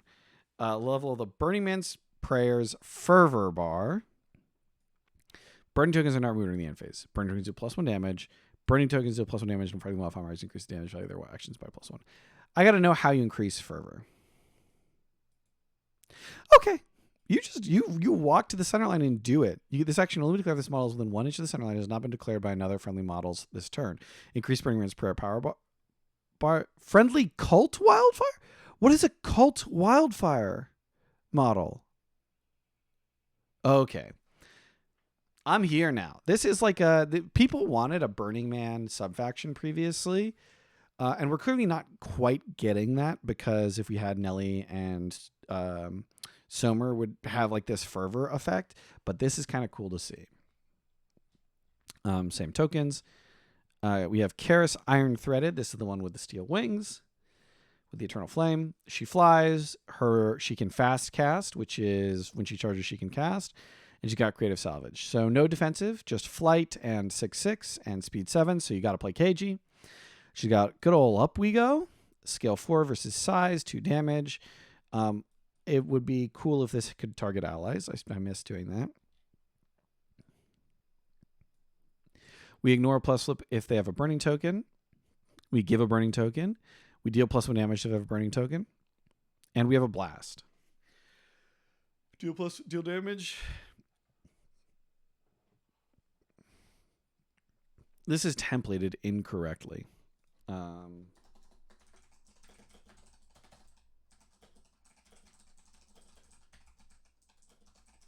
Because what amount of damage are we supposed to do? Overclock. Damages a contract needed for red line. Target is hastened and then declares an action. So this is command construct with 2 upsides. To the limit. Target must have however less max health once per turn. Chain activate the target. I guess chain activate is just a mechanical thing now. And then summon the swarm. Target remains marker. Summon a Steam Arachnid with another target. Then remove the target. Can we generate remains markers? Otherwise, I don't want this. Unique construct elemental. Excuse me. When you would Flameborn and stoke the boiler, when an ally with an 8 gains a burning token, also gains a hasten token. That feels like so strong. Especially since you've already got some ways, I think, of... Did we have a way of giving out burning to allies already? Red line is also far. Well, maybe. Maybe we'll see some more. Because one of the things you could do is if you had... Sorry. Up We Go. And you could bring a 2 health model of some... Like a model you could kill consistently with Up We Go. It would be kind of cool to be able to Up We Go summon the swarm, right? Like that at least... You don't want to do that on your master. I take it back. Flame Blast, we know. Top lane line, we know. Backdraft. All enemy models within 3 of the target must pass T in, so pull them in, or spawn Steam Arachnid. Deal 2 to split his damage. Once per turn, summon a Steam Arachnid within one of this model. Great. We're making Steam Arachnids. We're backdrafting. I think moving this tactical, not signature, means you're going to have a lot of totems that just don't get to use their signature every turn. That might be fine. Karis Reborn. Her totem is now Herbie, and her willpower is tanked. Before an ally with an 8 with a burning token declares a trigger, it may add any suit to its skill. If it does, resolve the token after resolving the action, and Promise to the Flame. Reduce all non-burning damage to this model by 1 while it's within 2 of a model with a burning token. Seems good. Hand of Immolation. So it's 3 damage or 3.5 damage when they have burning tokens, and gives out burning tokens. They can discard a token, resolve the effect of the target's burning token. Enemies within 3 of the target are dealt damage instead of just base contact. I like this effect on burning. This is a thing we kind of need to see on all burning crews, I think, to make burning feel good. And Rampage is quite good. Burn Away Pain. This model heals 2 and gains a burning token. Models within 2 inches gain a burning token. So that's how you're doing that. And you can target an ally with a burning token to deal any reducible damage to the target. Place the target anywhere within 8 of its current location. And they have an explosive entrance. This should be a higher defense tool, maybe. But otherwise, an 8-inch place is a pretty good effect. Even though you're dealing irreducible damage, the crew as a whole doesn't really mind the irreducible damage. I think we have a couple ways to interact with irreducible damage anyway. We can call to the Burning Mail to heal 3. Well, heal 2 effectively. And then I bet we've got some other healing in faction. Herbie's Flameborn, flying, and has the Madness engine.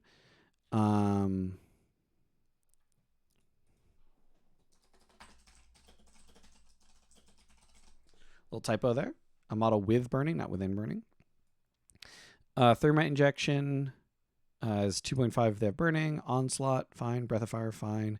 Tablet Line and Living Spark. Pulses out 2 inches plus equal to the crew's fervor. Any number of models within range must pass a TN 13 plus X willpower to resolve their burning tokens. This use of X is quite fun. Prayer is answered. Summon a non-unique ally killed by this action in your deployed zone.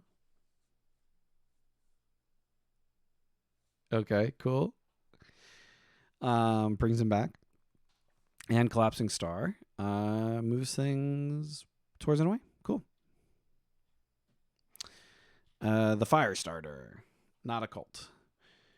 When it gets erased, give out Pyromania. Reckless is now no longer gain fast. It's make any action signature. Makes sense. And we have no signature, so now we can Conflagration or Light Under Their Feet or Firebomb 3 times. Firebomb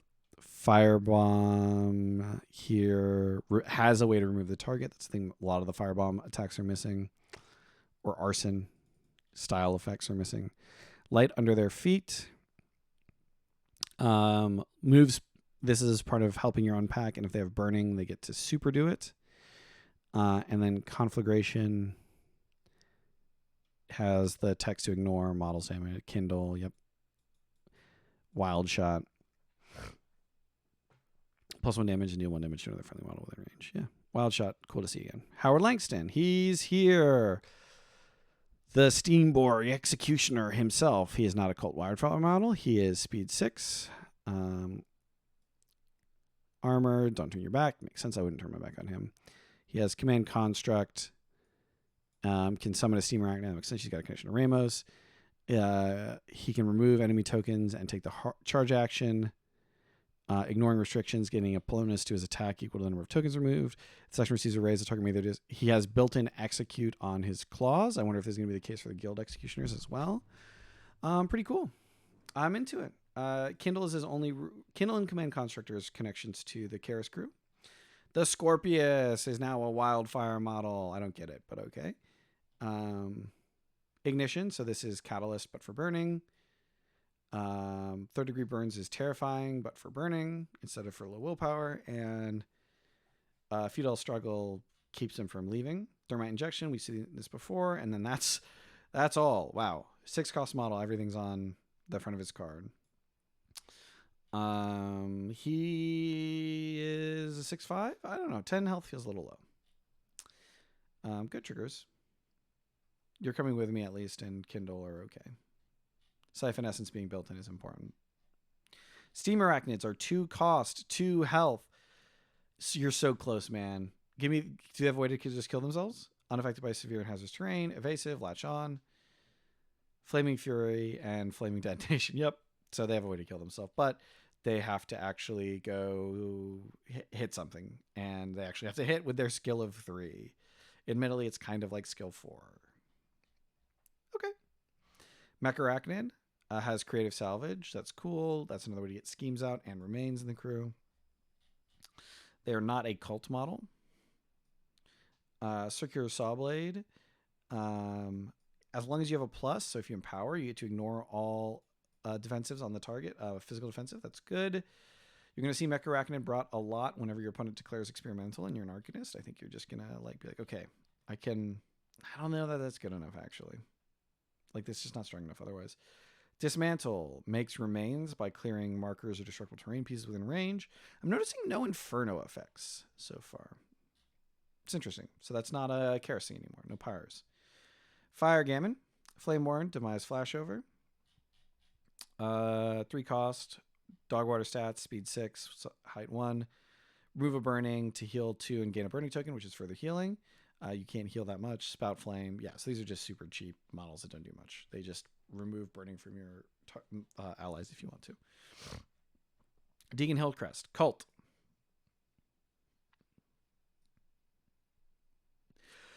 Scheme workers with an 8 of this model gain the hazardous burning trait. Okay, so there's how you put up Pyres. Promise of the Flame. Yep, we've seen that already on the Karis 2. Consuming Madness. Every raise makes you run a discard card. Good. Cast should have raise effects. Translocation Ritual moves things within range of a model with a burning token and gives out burning tokens as well as healing. Good. Seems good. Low skill, but I think you're mostly going to try and do this as a TN7 ally effect. And remove it to tokens from the target. The target gains a burning token. Good. Token removal. Elijah Borgman. He's a cult guy. He's got Blade Rush. He's Promised the Flame. And he's ruthless. 6/5, 8 cost, 11 health. Those are all like on what we would expect.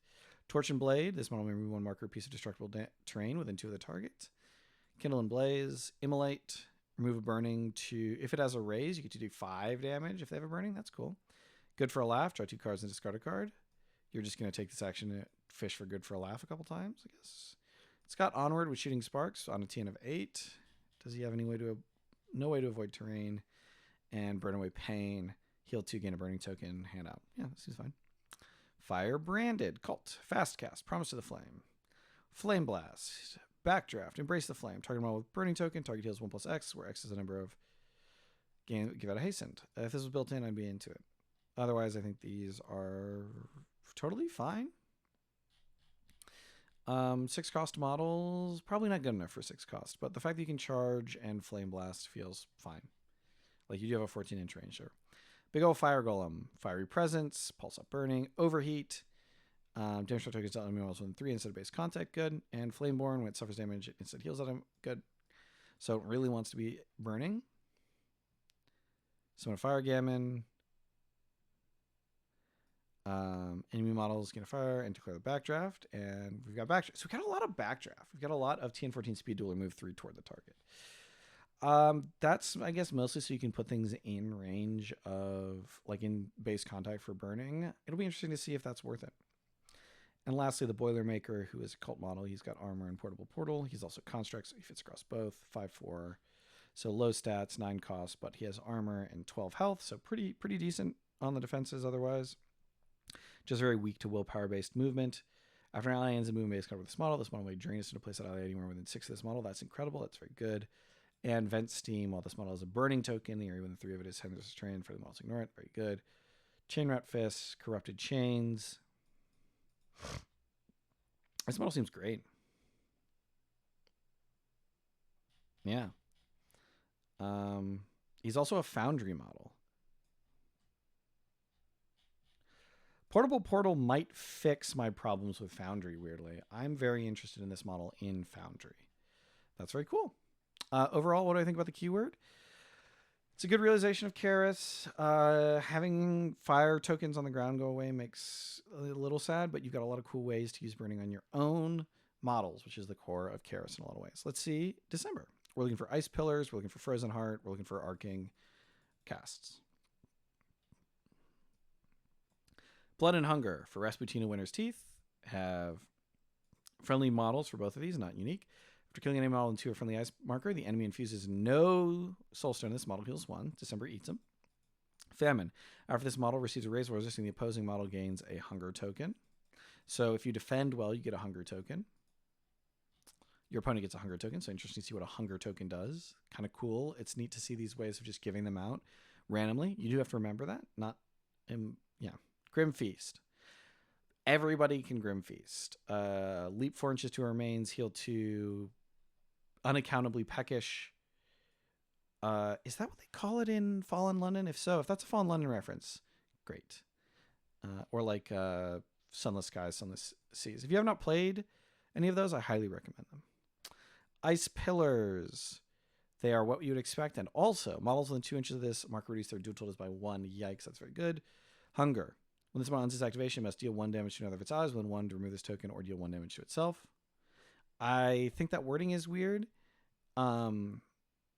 Because I think they don't remove it if they don't have an ally nearby. I think that makes sense, but it's just a little bit tough. Or a hazardous, staggered, slowed, shielded. Okay, this is already a lot. So if they can hand out these tokens with any ability, I'm quite scared. And Abominable has Ice Mirror. You can cast through ice pillar markers, ignoring range and line of sight to target anyone within 2 of an ice pillar marker. That's just board wide. That's pretty wild. After killing an enemy non-PN within 2 inches of an ice marker, infuse a stone, then remove the marker.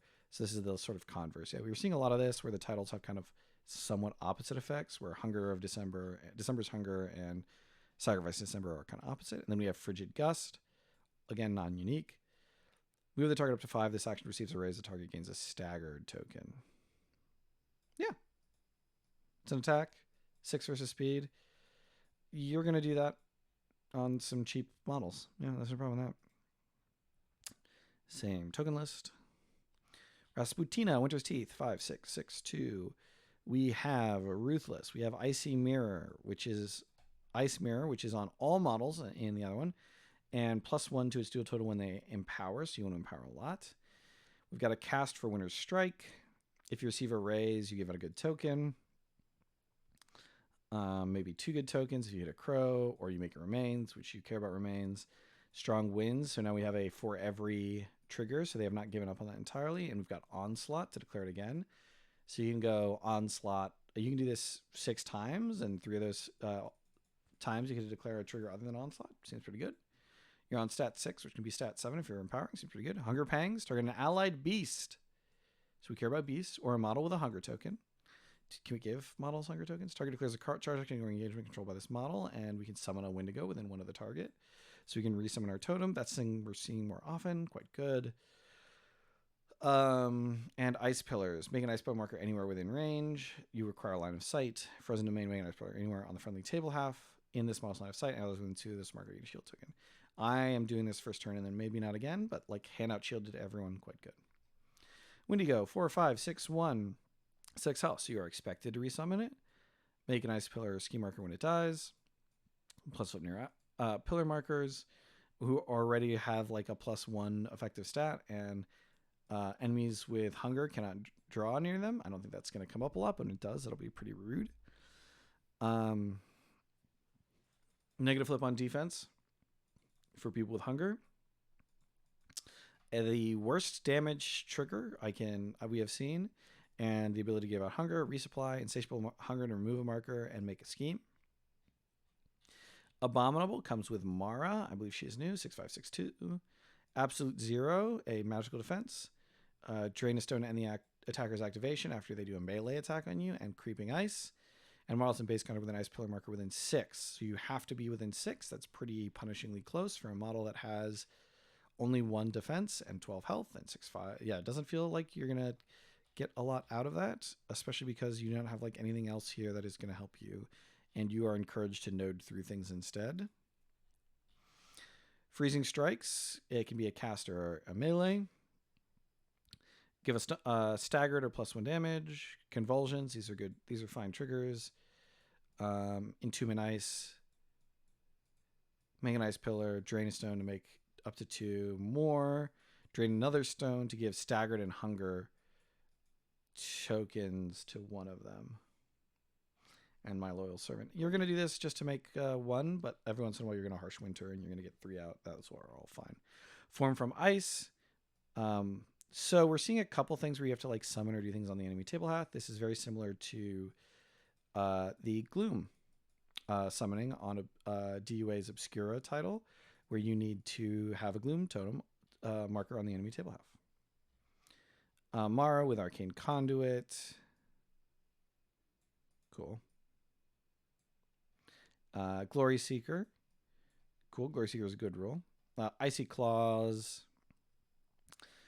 She's okay attacking them, but mostly she's going to Intuition, tap the Leyline, and Ice Pillars every turn and just stand still, and she'll take damage off Arcane Conduit, and that's totally fine. The Snowstorm. No additional actions due to triggers. Kind of very niche, but people do that often enough. And plus bonus deals near an ice marker. 9 cost with 13 health. That's about right. Remove a marker to draw a card. Shove aside is a good Ice Blast. It's back. Huge range. Even setting aside the ability to potentially node. We've got the Vantage Point trigger back. Astar and Twig had this previously. We've got Delay and Ice Tornado. So we've got more ways to make Ice Pillars. Yep. Yeah, you know, we're making lots of Ice Pillars. We are... From the Shadows Expert Climber, advanced sights on our Acolytes, so they are just plunking, and they are trying to forage. God, they're never going to get to do that, because they just are not going to get that close. And they're Expert Climber, speed 6, so maybe. Blast of December, Daily Pursuit, Tundra Hunter, Resilient. Take to the Skies is a... It's just a leap. With a built-in shielded token. Sharp Claws, yeah. So Blessed December is just bonk, bonk, bonk, I guess. Yep. A little bit of defenses. Silent Ones have Aegis. On a 6 cost 5/5 model with 8 health. That's about right. Ice Pillar healing energy. Sorry. Ice Pillar healing energy and Ice Blast. Again, 14 inches, huge range. Incredibly long ranged crew. Cult Geist, Armor, Bodyguard, and Demise Frozen Heart, Jagged Ice, and Icy Claws. Yeah, these are just here to be bodyguards and with armor and 5 health. So they're just walk, stand in an annoying place. Ice Golem. Reform from ice by placing. Can it be placed by other models? When it be moved by another model, have the distance. This is a better rule than Laugh Off right now, I think. I like this design of this rule better. And then Frozen Smash says... do something on anything but a crow. Be damage 4 if the target is with it. If you remove an Ice Pillar, you have a chance to set up a second one or just Sweeping Strike, and you have Stumble to give out Stagger to +1. You've got the Summon a Gammon ability that all of the golems have, and you give out Aura Hazardous. Seems like a good 10 coster based on what they look like right now. I would bring it in this crew, probably not in others, but I would consider it. Frostbite and Demise Cold Snap. These are speed 6 models you run into people so that they are at risk of Demise Cold Snapping, and they may be occasionally dismember. Yep, they cost 3. What do you want? You cannot summon them with Rasputina herself, which is a little interesting. Cedra, people like Cedra. Shape Change, White Stag. When this model activates, replace itself with Cedra, White Stag, so we still have that flip-flop ability. We've got Creative Salvage. This is the one that no one ever played because the Stag was too good. 5/5/6, 8 health. Breath of Frost, Call the Wild. Call the Wild, quite good. Flames of Change. So this is our first look at the Chimera as well. We've still got mutation upgrades. And Swallow You Whole. Kill a target to heal and replace with White Stag. Here's the version everyone actually played. We've got 5/4. We're still speed 6. We do not get faster. We get bigger, and our brain gets worse. We are Beast instead of Living. We now have Demise Eternal, and we have Threatening Demeanor, which is armor but unusual, so ignored by Ruthless. We've got more health. We've got Onward with a replace and some attacks. So we've gotten worse across editions, but I think speed 6 with Onward is probably still good enough. What do I think about December? Really long range crew. I'm really threatened by their ability to just like stagger and slow me across the board. That's what they've always done, so that is kind of par for the course. Bayou got Kin and Swamp Fiend. Swamp Fiend has had more downloads, so we're going to look at Kin first. We're going to be as quick as possible. We may just flick through these. Kin care about impact tokens. They deal +2 instead of +1 with them. Good. Raid, Remnant. Remove a remains marker within 3 of a target ally to give an improvised enhancement. So we're still doing upgrades. This is only unique Kin models. We'll have to see what those abilities do and how many unique models we have. Overloaded. When you remove an adaptable suit to a duel, you may declare up to 2 triggers. That's cool. I like that a lot better than +1 damage. Finders Keepers. Target friendly model. Remove all tokens from the target. If this action removes at least 2 tokens, this model may draw a card. Bring the effigy is what this says. I think it's not quite good enough. Like, I don't know. Yeah, bring the effigy, man. All right, and then they care about adaptable, burning, impact, and got more perforated. Cool. Our improvised enhancements. We still got plank, so same as the. These in the relics are in line with each other now. They better be actually. Flaming Sack, Flame Splat. Give burning, do a bad attack, and maybe do 2 damage +1 damage to everyone within 2. Entropy damage gives you entropy. Wow, wild that they just get entropy. Ratcheting Leg Spring gives them a leap that does damage to them. And models in base contact. Ophelia Craw is now the Red Cage Raider. She's got threatening demeanor and quick draw.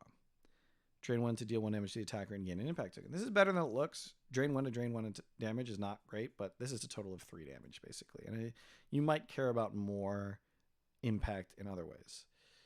Boss Boomstick, 6/3. She's not a boomstick person usually. She's a pistols person, but that's fine. She's got ready aim fire. Move an ally, gain an impact or adaptable token, and set up burning. Make a target do an upgrade ability and add an enhancement upgrade to yourself. And we've got make a remains in base contact with a non-scheme marker. That's all it does. That's quite bad. Allies within 2 get a young impact token, and you can summon your young LaCroix back. LaCroix. You're doing heavy landing first turn for sure, but other than that, I'm not sure, unless you have other ways to give it impact. 5, 4, 7, 3. Do not. I can't believe I just read do not share. The young LaCroix are now 1 model. Stacked up 3 kids in a ghillie suit. They always have cover. They attach things, and they are expendable. They are a normal token. So this is not 3 tokens anymore. It's 1 big token. We've got a slingshot still. Gives out some impact. We've got resupply and got your parts. Move your enhancements around and spend a stone to attach them. They don't feel good enough to spend a stone for.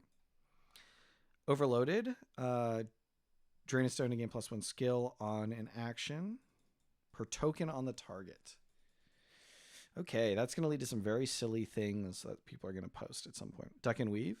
Remove an adaptable token to reset damage by 2. Cool, so she's the adaptable one. At a small result, successful attack action, target an enemy in which this model did not cheat or empower, draw a card. So if you hit on a natural flip, you draw a card. You're skill 5, so you have to do raid boss stuff. You better have a way to generate more soul stones. You've got a trigger on every suit, which does make sense. Remove a token, move the target. Another ally gets an impact, another ally gets an adaptable. Remember, you can declare 2 of these if you start with an adaptable, so it's a little bit better than they would look otherwise. Clever Planning removes up to 1 token from the target. This action may target allies. Give the target adaptable or burning. If this action receives raises, this model may also gain an adaptable. Great. You do need to hit an 11 a 10 to get a raise. No, an 11, yeah, to get that raise. That's pretty rough. Target gains a burning token. Why would you give... Why? This trigger doesn't do anything here, I don't think. Unless you benefit from having burning on your allies.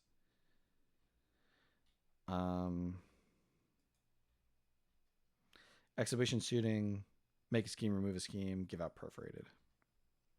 Sammy. Aegis. Piggy Market. Gains adaptable, also gain impact. So you got more damage than it looks like in the crew. all the way home. Move people a lot and stay there. When resolving, deal +2 damage. Yep. Cauldron, move one and top the lane. Move one model within range up to 4 inches for each appraise this action receives. This model may move an additional model. So 8, 13. So you're probably just looking for an 8 to move 2 and hand out 2 adaptables and make a ski marker. You might get stuck in. Francois Lecras. Slinging 6 irons. If you have an impact action, you get an automatic tome and you have threatening demeanor. That gives you for hidden cache, but it also lets you just declare 2 triggers if you use an adaptable token as well.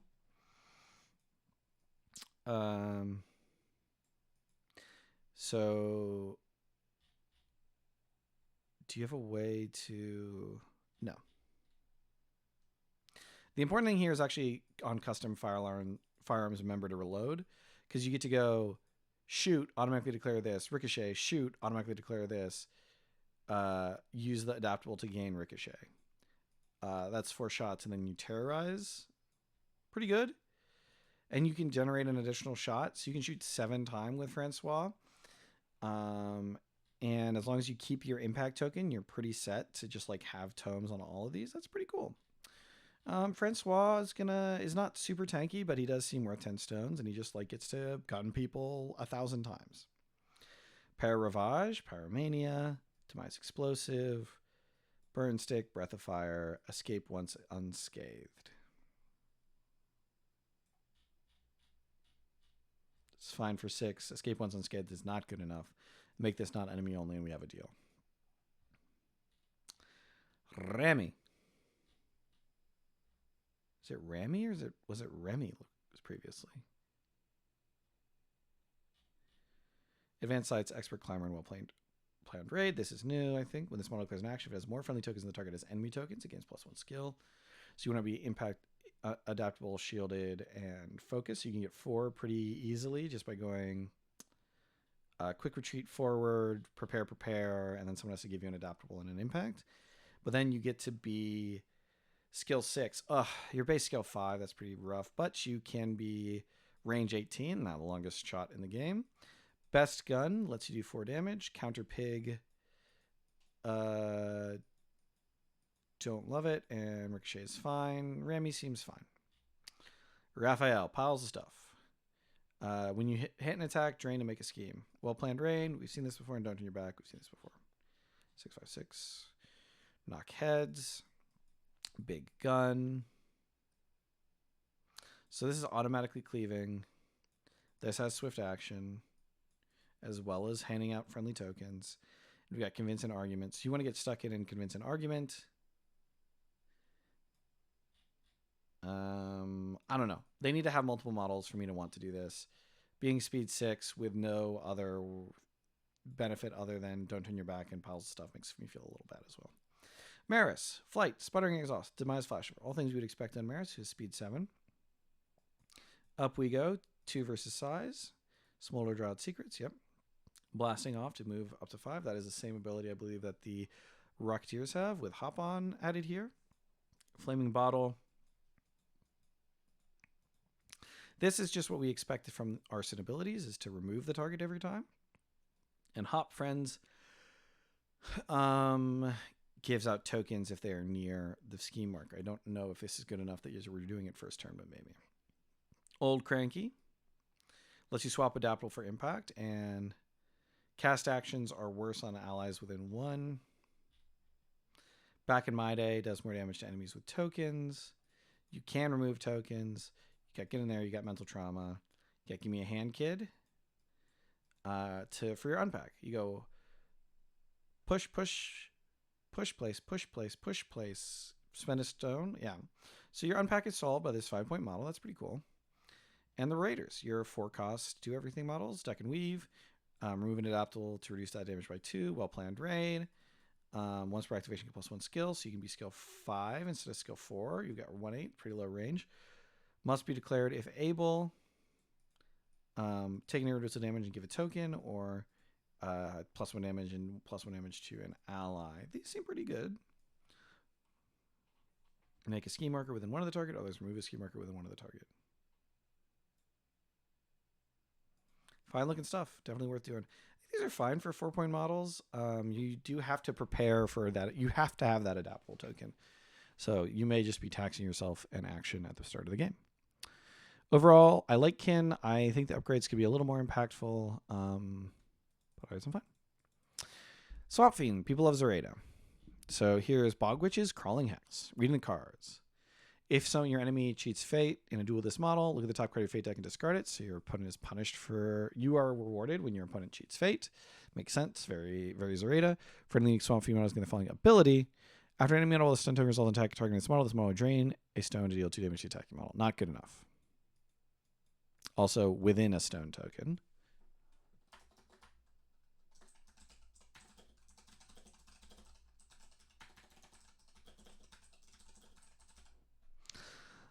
Drain to do 2 damage is, I think, not good enough. Make it irreducible, maybe, or do more. I don't know. Bogs are 50mm severe. When enemy model activates within one of this marker gains a stun. So we're giving out lots of stun. We're bolstering ourselves. We're giving up poison, or even craven. These all make sense to me, except bolstered. Kind of interesting. This sort of maps with Zoraida 2 previous had a way to like give +1 stat to her models. So kind of interesting. Friendly Swampy models gain Penetrating Stench. This is our old friend, Penetrating Stench. And Muckborn. Friendly unique swamp models can spend a stone to heal 2 and gain a bolster token. This is much, much, much, much better than Foreseen Doom, even though it costs a signature. Bog Spirit. After this model is killed, summon a Will-o'-the-Wisp with 3 health into base contact. I bet that's from your totem. And Voodoo. That doesn't look like me at the start of this model's activation. We drain a stone to discard 2 cards to discard this upgrade. So this is something to do with the Voodoo doll, I'll bet. We are Bog Bound. This is the old. This lets us deal damage to an ally to reduce damage taken. We can node through allies within 12. And we can see 3 cards in our opponent's hands. We are 5/6. Only 6 on willpower. Interesting. We no longer have Obey. We have Fate Weaver's Pull instead. It doesn't go twice. It is 6/12, move up to 2, and then do things. Deal 1 damage to a friendly totem, ignoring line of sight, so probably we want to do that. Premonition, look at the top card of your Fate deck. This model may discard it. And Witch's Needle. Cast 7 versus defense, damage 1. Gives a Voodoo upgrade. And you can spend a stone to ensorcel. Poison Fate. Discard a card or deal 3 damage and Stunning Strike. All good. Bog Strider. Move to 12 of its current location. Then gain a Craven token. Remove marker within 3 of this model. Summon a model with the effigy characteristic with 3 of this model. There's 2 cool things happening here. 1, she's giving herself a Craven token, which means she cannot interact and is ignored for strategies and schemes unless there were a way to remove that Craven token, which she doesn't have by base. However, she gets to just summon a model with the effigy characters within 3 of this model. I think that means she can just grow up anybody into the emissary, because the text just says, what does it say? Yeah, it states the specific thing you grow up into. So she can just upgrade into any emissary. Very cute. Very thing that's not going to happen a lot, but it's cute. Voodoo Doll, 4/4/6, 9 health, unbound. When it's killed, discard all Voodoo upgrades, Wing and Mojo Curse. When it's dealt damage, you 1 damage to all enemy models with Voodoo upgrading or line of sight. Other allies may target this model with attack actions, so you can just bonk it to do 1 damage over and over and over again. It's got a 1-armed scissor with frantic attack, which it wants to do so that it can hit itself. Hexed Gambit is just cycle cards with stun against enemies with stun tokens. Give out Craven. Hex of Misfortune is another way to put out a Voodoo upgrade. We are an effigy, so it can be resummoned. Good. So effigy is like being used instead of Puffet here. Neat. Hex of Misfortune. Premonition, look at the top card of your Fate deck. This model may discard it. We've got Todd Land and Sympathetic Tether. Target model then attached to Voodoo upgrade. This model may declare one of the target's action does not attach upgrades with this model by name with a skill -1. That's occasionally going to be absolutely disgusting. And the Hag.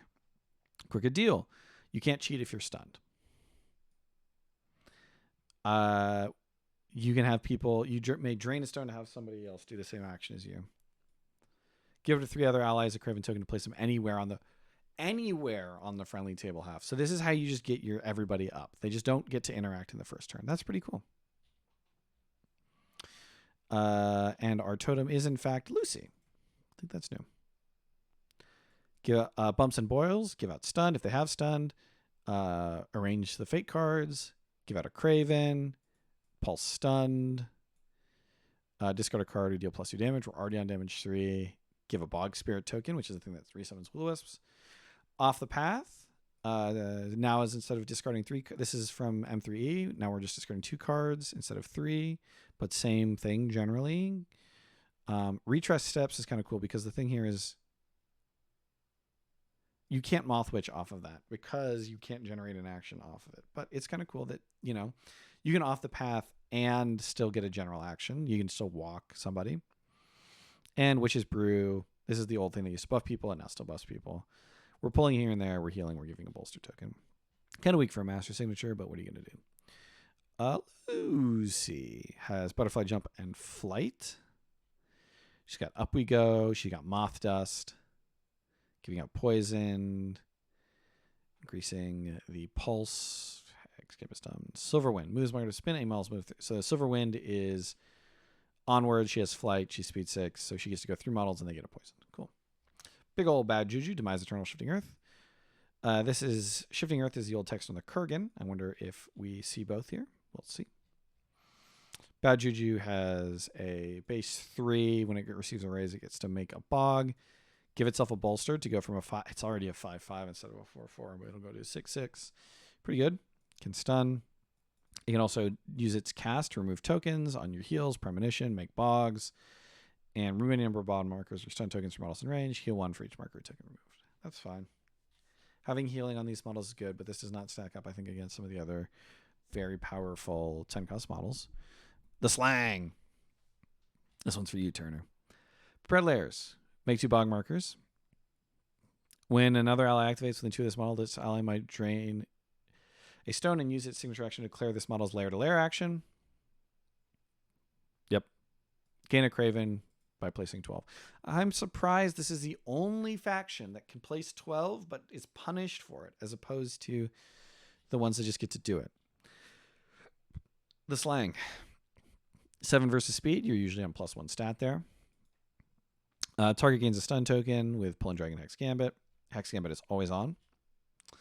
And then we have Eyeless Swipes. Stat 6, so you're often but not always on +1. If there are no different aim outs within 2 of the target, you get a plus flip. You want to be alone on them, and you've got a good enough trigger on every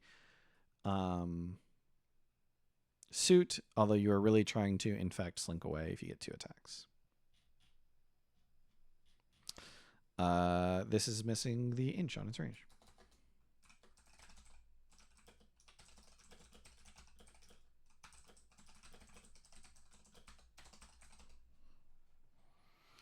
Wildgeists are tree friends. Armor and unimpeded makes sense. Speed 7, 8 health. These guys are already very fast, cost 6. If they have any way to move or do things with a good signature, they may be a de facto schemer. Tangling Roots, they have a 4-inch range when they're in severe. They've got 4 good enough triggers. Choking Hollow is better because you have Tangling Roots. Your signature is quite bad, but you'll do it. Adzi. Weird Bugs, Flight, Shimmering Lights.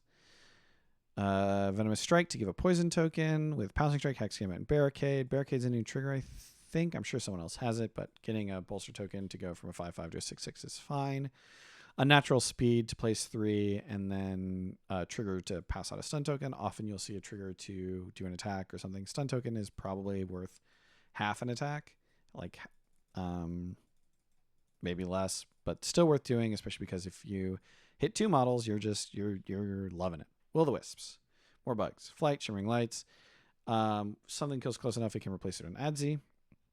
They have unnatural speed with no trigger. They have Poisonous Glow, a 1-inch bat attack with Gang Up, and Lured into the Bog with the ability to make a bog marker. So this is a very much a severe terrain making crew. None of these are shared. What do I feel about this? I'm sad that we don't have the Obey trigger into an Obey. That was a key part of Zoraita's deal. I appreciate that they have at the very least made sure that the ensorcel trigger still exists. They've moved it on to Witch's Needle. I do think you're going to see some very, very annoying things with Witch's Needle and attacks. For one thing, you're going to end up taking this very good that you cannot take your Up We Go model with that, but I might be tempted to take Up We Go and Up We Go the Voodoo Doll twice with Maris, doing 2 damage to the enemy and moving it forward. I don't care that it's on 5 health, because now it can charge 6, move 6, charge 6 in order to actually be in base with someone, and then it can hopefully frantic attack into a dumbfounded. Right, like that's where you want to be, I think, with that. So I'm tempted to try that. I'm definitely interested in Kin more than Swamp Fiend, but they both are acceptable. Neither of them, I think, is as good as the implementations of the Arcanist crews in terms of like feeling exciting, interesting, and establishing the theme of the crew. All right, Apex, and we can't forget the Rex is in the Neverborn Versatiles. Manhunter, elite equipment. A friendly Apex model is going to following ability: Cavity Rounds. After this model declares a projectile action, it may a missile action. It may drain a stone to reduce the attack's raise value to 3. So you can go to that 0.5 damage. And friendly unique Apex models with the following action: Sick'em, friendly beast only, target declares a charge action. Notably, this is effectively taking what was previously like the Cooper 2 thing of make your beast charge and putting it on Cooper 1. Very interesting. Our tokens are adversary distracted, or concealment, and reload. When a model in this model's line of sight ends its activation, this model may remove this token to declare a missile attack targeting that model. If it does so, no other models can use the reload token until the next model activates. So this is like Overwatch. We are now the Overwatch crew in the sense of like XCOM, right? We set up our we're slicing the pie, we're singing Brilliance of Fire, we're playing Infinity. You know, we got reactions. Justin said he wasn't putting him in a game, and he lied to us. This is also a sort of recreation of the strike marker that the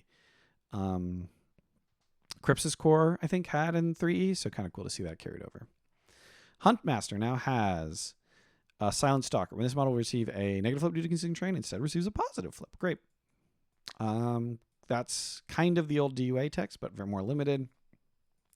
And friendly unique Apex models gain the following ability: Set the ambush. This action cannot be declared while engaged. Move this model up to its speed. Then this model may gain a reload or an aura concealment token. That is crazy. So interestingly, elite equipment is the Sick'em, and Huntmaster is the reload. Well, let's see what else we got. Lord Cooper Manhunter, 6'5", 6'2". 6 speed is quite good. Soulstone powered armor. Drain a stone to reduce damage. Laugh off. Eyes on the prize. Can now disengage, by the way. It's still got its machete. Does what you'd expect. And firm disinvitation is built in. And we've got the good old-fashioned 950 caliber Nitro Express. A 14-inch missile attack, stat 6, damage 5. Once per activation, this action may target friendly models. And we have you signed the contract. Declare this action again, targeting an ally. So this is how we kill our runaways efficiently. And Trophy Hunter. So we only get one of these shots. So instead, we're target sighted to give out an injury, maybe an adversary, and maybe doing extra. Target sighted feels quite good. It's versus speed, so occasionally it's going to be even stat, but mostly it's going to be +1 and often more than +1. Our runaways are 5/4s now with speed 6/2. We get 3 of them. They are insignificant. They have a head start. They have stealth and demise hunted. So we want to kill them to draw cards. They have 4 health. They have an attack to just let me be. They can call for help to give distracted and get a shot out. And then they have their old escape tactical. Yeah, that's what escape does. Cool. Lord Cooper the Huntsmaster comes with 2 Empyrean Eagles. People were asking, will he have 2? He does have 2. He is also 7 speed, but otherwise, and +1 on each stat, with unimpeded camouflage and rewarding kill. Notably, the crew has ways to give out aura concealment, so he will often just have concealment and cover all the time. After an ally in line of sight kills an enemy model, this model may drain a stone to have that, so he heals people when they kill. Hunter's Bow, when he gets a raise, give an adversary, onslaught, and maim. So we've got a lot of handout injured and adversary. Cool. Herd Prey. Move them 3 or 7, ignoring vertical distance terrain if we can remove distracted. We give out a distracted by... Not sure. Target gains an aura concealment token, often used on yourself, enemy models, unless you are trying to give out the distracted with Hunter's Scowl. Okay. This is not a great way to hand out distracted, but maybe. Empyrean Eagles, fly, king of the skies.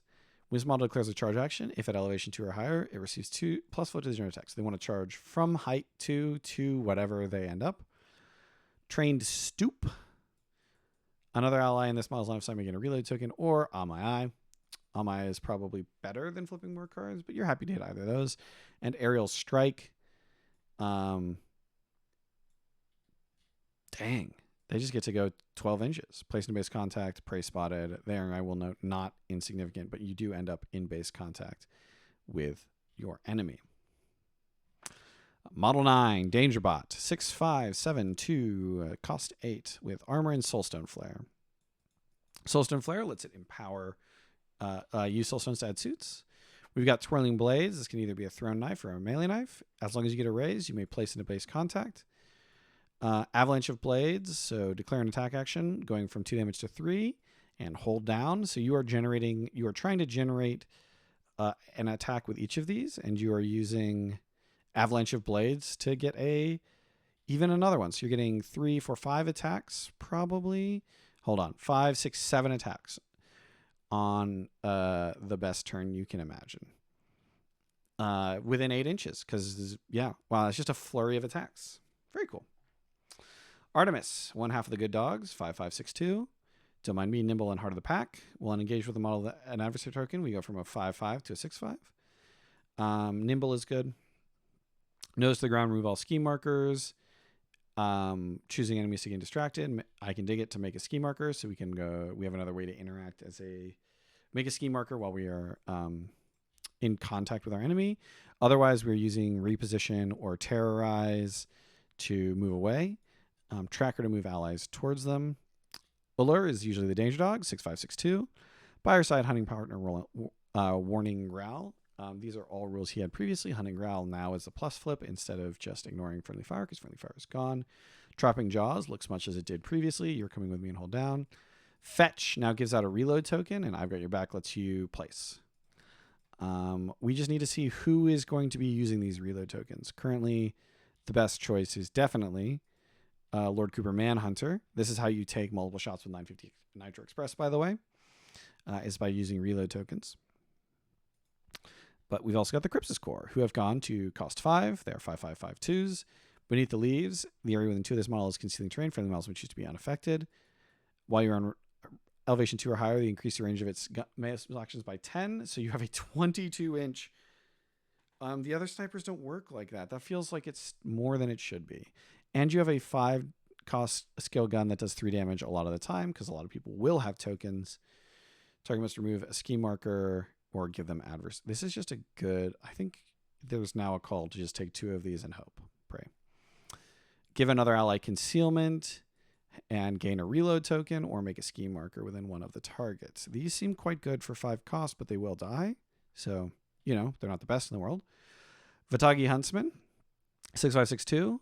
6 costs. These are a little bit beefier than the Crypsis Core now. They are hard to kill and have set up the kill. When an ally within 6 inches uses a reload token, it receives a plus to the generated action.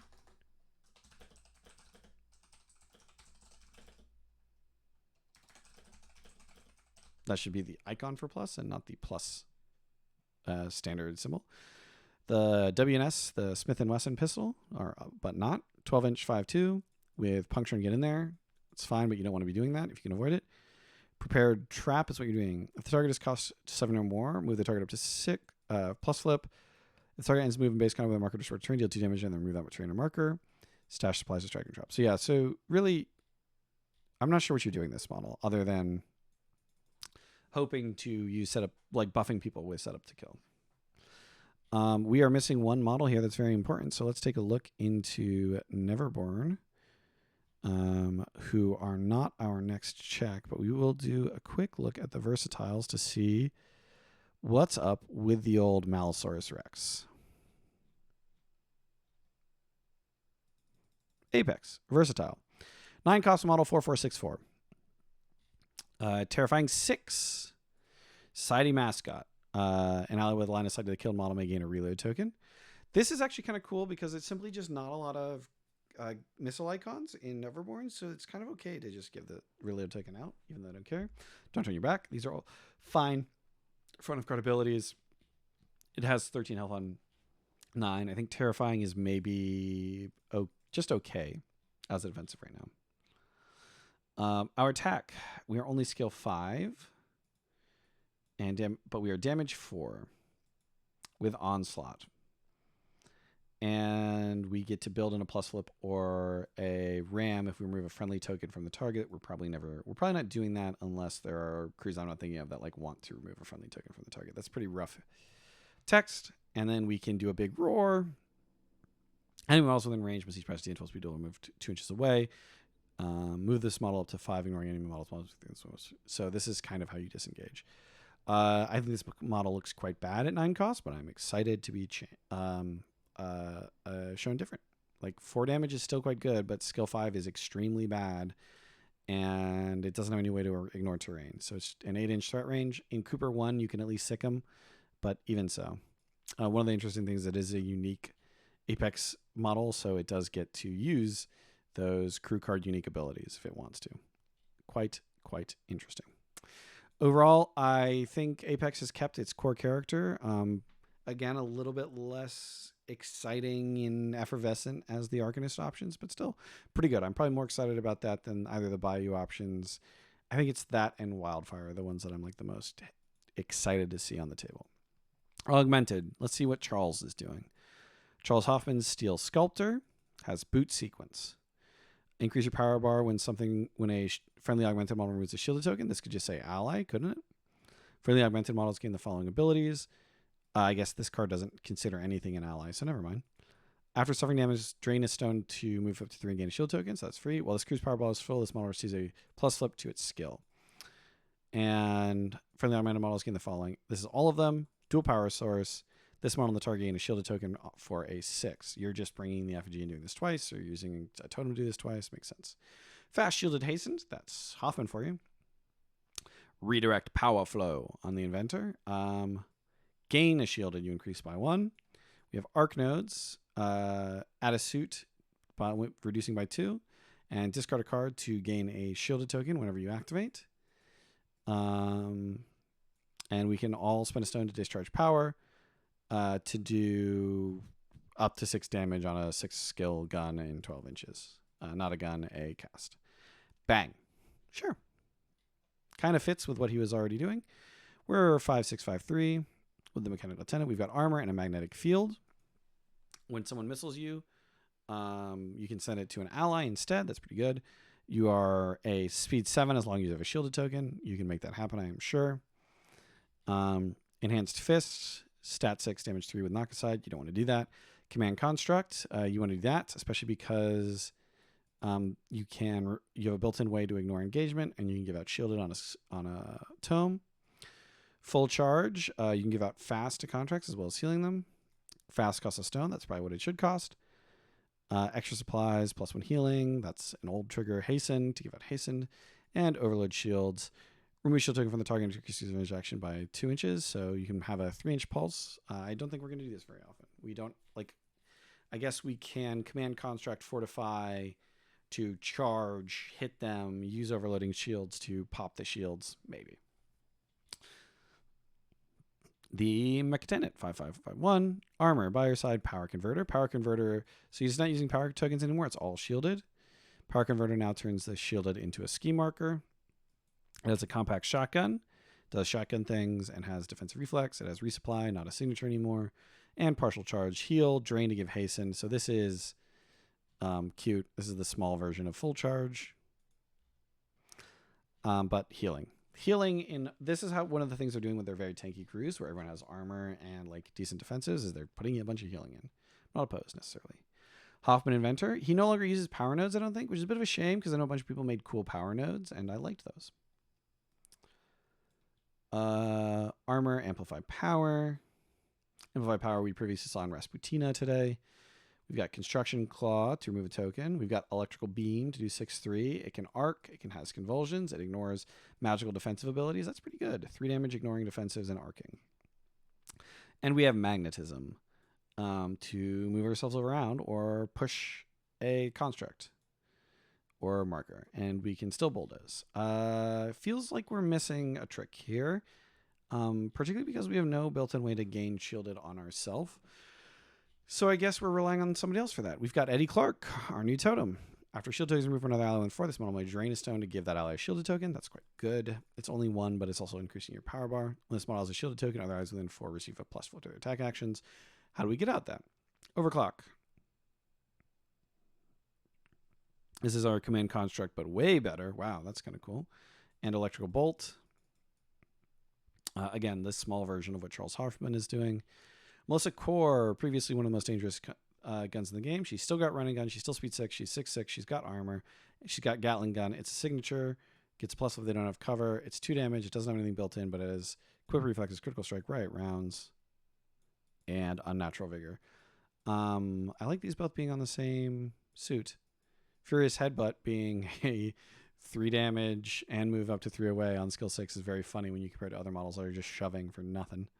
Ghost in the Shell. Target remains marker. Friendly models win 3 of the target heal 2. Draw a card, then remove the target. Sure, fine. Lots of shots, but frankly, she's shooting what? 6 times? Celeste and Francois. We've got the Hunter. This is our Danger Cat, Deadly Pursuit, don't turn your back on armor, Metal Claws, Harpoon Gun, Unnatural Speed, all stuff you would expect it to have. It can give itself a shielded token. Guardian, Armor and Bodyguard, Bodyguard and Armor. Seems like... And take the hit. Okay. You are never chewing through Augmented unless you have a really good kidnap plan. Shield Slam is their signature, but also Impassioned Defense. Impassioned Defense can give out a shielded, so this is one of the ways you just, first turn, you can hand out shielded, and then use I've Got Your Back as a rescue option as well. Seems pretty good. I'm pretty high on Augmented so far. The Peacekeeper, unique construct. Armor, Impenetrable. Behemoth can be placed by the models when we move. So this is the laugh off version that I prefer. 5/4 needs low stats because it's got better laugh off for willpower stuff, and it already reduces damage by 3 once per turn. Heavy Claws are a signature, 3 damage, peace by any means. If you receive a raise, discard 2 cards to be killed, ignoring demise abilities or piercing. I believe this is a reference to the James Gunn TV show Peacekeeper. But maybe it's just a general reference to like the concept of like military peacekeeping. I don't know. You can Harpoon Gun multiple times with redirect power and removing shielded. And Wrecking Ball 4, declare a charge. This is good right here. I like this. Even if engaged, ignoring terrain, and we move up to an additional 2, and you have a melee that's long enough, symbol of the guild, allies move through this way, gain a shielded token, or you gain a shielded token. I'm into it. Peacekeeper seems quite good. I'm into Augmented so far. They are maybe missing like a way to do scheming stuff. So let's see what the Watchers do. 4 cost, 4 health, speed 7, and flight. Victim stats. They have a leap. And that's it. But you can give them shielded. So these guys go what? Attempt to leap, walk, prepare for shielded, and then wait, then go. Yeah. Clipper. The Big Bird. Still Augmented, still Frontier. Armor and Flight. Up we go. Stat 3 versus size. Pneumatic Spike. 3 damage or +1 if they're within 1 of terrain. Vantage Point and Fly With Me. Fly With Me has the require raise text, but we can give a hasten to the target even if we fail to fly with me, so that's kind of okay. And we've got explosive entrance, although we don't have a way to build it in, so that's fine. Other than empowering. Riot Breakers, these are our shotgun robots. Bodyguard, power engines, and armor. Power engines means they're speed 7, they're 5/4, but they are armored and bodyguard, and you're probably gonna have 2 bodyguards in a lot of lists. Shield Slam, Compact Shotgun, and Scatter. So you're bringing Watchers and Clipper to do your scheming probably, and then you're just like blobbing around with a Guardian or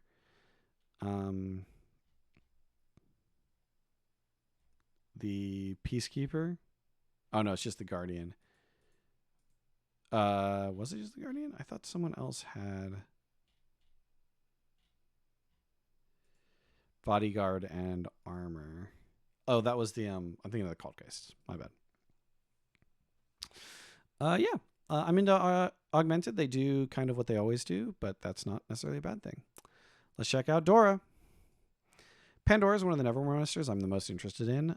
I think that she just doesn't work in the current edition based on what I'm guessing at, but we'll see what she does. We already got a kind of hint that she's doing something with something called a paranoia token. Friendly woe models can remove a friendly token from the model, any friendly token, to get a plus flip and a suit of its choice to its dual total. You need both of these for this to be worth it, probably. And they have the following action on friendly uniques. Give out a fragile ego. If they have a paranoia, against a slow token, otherwise against a paranoia token. What do paranoia and fragile ego do? You can force activations with fragile ego and paranoia.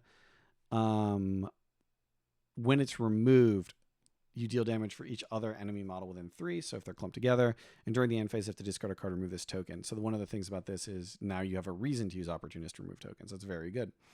We have both Aura Negligent and Hazardous, as well as the aforementioned Slow. We are also Despair's Desire. The Tyrant Torn is conducting misery business. We're all in the business of misery. Take it from the top. I don't really remember how that song goes. And also the Paranoia token may not declare triggers during opposed duels with this model. That's fine. And you can give out Cruel Whisper tokens instead of Fragile Ego, and you move yourself. Cruel Whispers, when this model activates, the crew that apply this token may move this model up to 2 inches. That's pretty good. I think it's not as good as Activation Control, but it's pretty good. And doing Burning. That probably means Iggy is her totem and not otherwise hireable. Terrifying 6, Word in Your Ear, giving out Paranoia, and Life Leech. So you want to activate late with Life Leech models now. This is a little bit of an awkward wording, but basically the way I read this is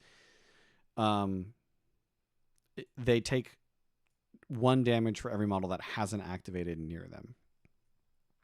Grasping Tentacles, 6-inch melee. Crazy to me. But they're allowed. Skill 6, damage 1, defense 1.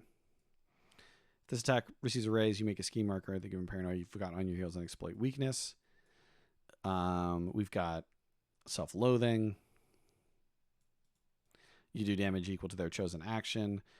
So into Cooper, you do 5 damage, but a lot of the time this is 3. You give a Fragile Ego and declare an action chosen and controlled by this model, notably not Master. So if you're self-loathing the enemy Master, you feel pretty great. Convulsions is fine as well. If you're not, they laughing at you and you hit Convulsions, you're happy with that. And sometimes you'll just Convulsions to do it. Range 6. She is range 6, 6, 6. Skill 6, 6. She's not stat 6, 6, 6. That would be kind of funny. She's terrifying 6. Lots of 6s is my point. And also within range must pass a TN 13 willpower duel or be dealt 2 damage. It's a really high willpower duel. Plus 2 damage to enemies with paranoia or enemies that fail this duel up to 3 and give them paranoia. You would rather mass illusion even when everyone has a paranoia token, I think. The Poltergeist. Incorporeal Dark Whispers. Dark Whispers now is more damage from paranoia. Agonizing Claws drawn to insanity. You get to blink to people, leap to people who have paranoia tokens, and then you have a sudden strike trigger not built in. You're once more range 6. Telekinesis removes all enemy markers. Then enemy models have to take damage based on that. I think that is a redraw at a prior thing. So someone else needs to put out the paranoia first, and then it gets to do that. Tyrant Torn, 6662. Misery Business. Iggy, yep. Luck Thief, yep. Antipathy. When this model activates, all enemy models engaged with must discard a card to be moved up to 3. That's pretty cool. With this model ends its activation, other allied models within 6 heal 1. This is the kind of ability that we would expect on a very different crew. So I'm interested to see how much healing this crew cares about, or if that's just like a slight bonus. Way to Despair may remove a friendly token, including Paranoia, which we want to. And if it was removed, we do 4 damage instead of 2. This is an 8-inch cast, not 6-inch. Touch of Madness, discard a card or give Aura Hazardous. No shelter here.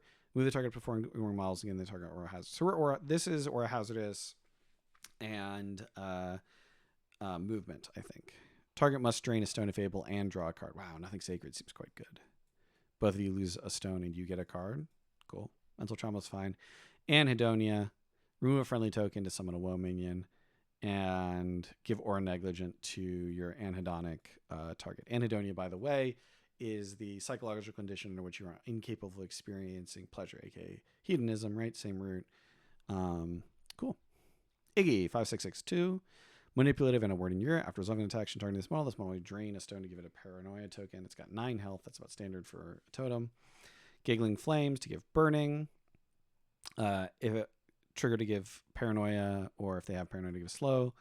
Bonus action to give paranoia. Flaming Bag Gag makes a scheme marker. Already that's probably good enough. Enemy models take damage and burning. If they fail 12 deep duel. Then if you did not receive a raise, okay, so you have to get a 12 TN. I meant to do that. I don't like that. I don't think this is a very good totem. Yeah, we'll see. Aversions. Incorporeal Antipathy. When this model activates, so Antipathy is, I think, something we're going to see on a couple models. Shoot somebody, give them a hazardous, terrorize them to move them, place into the base with them, or give them paranoia. Move a friend 4 inches and give perilous ground, potentially. So if nothing else, there are quite a few crews which will just take a 7-cost aversion to help with their unpacked in Neverborn, I bet. Not that Neverborn really has had problems with unpack historically. We'll see. Sorrows are cost 5. They're 5/5/6/2. Incorporeal Flight Life Leech. We've seen Life Leech before. Horrible Whale is weird that a whale is a melee, but we've got Gang up on there after you once more. Growing Sorrow lets us summon another Sorrow. So these guys keep coming with on your heels. And we've got Creep Along, so we have that all important 3rd AP on the movement. Listas are cost 4. Incorporeal and Frozen Curse. I will note this is just a WoW model and not currently December model. Area within 2 of this model is hazardous terrain. Friendly models are unaffected. Paranoia or hazardous. Move model and remove marker. Draw out secrets. Okay, that's all fine. The Kava. Let me take a second, actually. So the thing you were trying to do here, and an important reason for the core rule change they made so that you only get affected by 1 hazardous terrain per turn, is that this is like a hazardous crew now. I don't know that the Pandora Lifers are going to like that, but it's fine. I like the Paranoid tokens a lot, and I actually really like Fragile Ego as well. The Carver has Terrifying 6, Ruthless, and Feed on Paranoia. Makes sense? Shears has a built-in plus flip, and if it has a raise, he gains an or negligent token. He's got Shove Aside, and they're after you. I am already considering bringing this 5/6/6 Terrifying 6 Ruthless model into other keywords in Neverborn.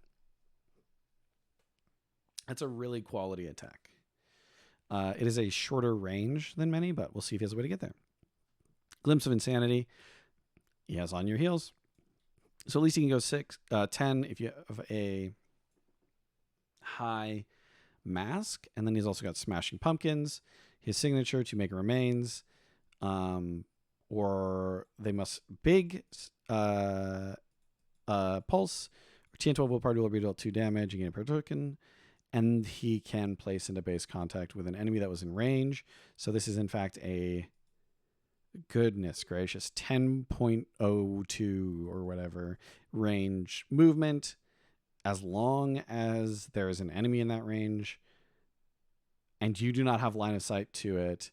And then you get to declare. This is like, there's a couple layers to this, but I think you'll be able to do it more easily than you would think. And the other thing about this is like you are now suddenly a 1, 2, 3, 4 attack base 3, 6 with a plus flip model who is giving out paranoia or slow, who is also doing this. I think this looks like a very quality offensive model to me. We'll probably die to some stuff, but quality offense. Candy 66862. Candy is is like a very important model for the history of Malifaux for reasons I'm not going to get into. But a lot is writing on this model being good. It's manipulative, so people can't cheat. Most of the time that you care. Wouldn't hurt to fly. You can place 6 inches away, which is like these are 2 layers of very, very powerful defenses. So this is an 8-cost model that doesn't die very easily at all. Self-loathing means she is as dangerous as you are.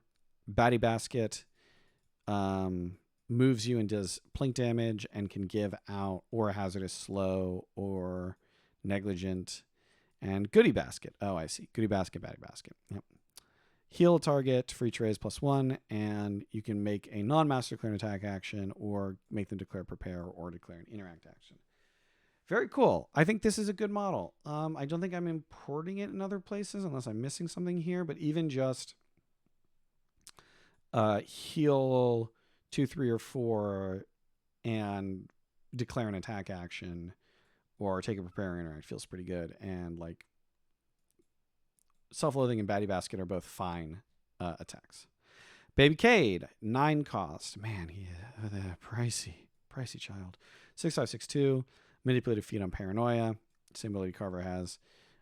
Is he just worse Carver? 2.5 damage knife with crit strike, frantic attack, and convulsions. These are good triggers. He's got 1 on each suit. He's got allure, which gives up paranoia, and he's got stock. You're not Teddy. Where's Teddy? So you can spend you stock, and then you get to do your attack with 3 damage, but you can't target Teddy. This is good. This is flavorful. This is nice. It's so rarely going to come up that I think it's fine. Delirium, Nightmare and a Woe. So Nightmare players get a new toy here. 5563, costs 9. Incorporeal, don't turn your back end, rush. I don't know if this previously had rush, but that feels like an okay set of rules. In particular, don't turn your back end, rush on a speed 6 is pretty nice. Mirrored Malice. Once more damage equal to your... So you're trying to hit things with high damage, and then you are fine, because incorporeal... Let's say ignore incorporeal. Psychotic Influence. Okay, so you choose a phobia, and... yeah, cool. You get 1 per raise. So this is a real unity of fright and paranoia here.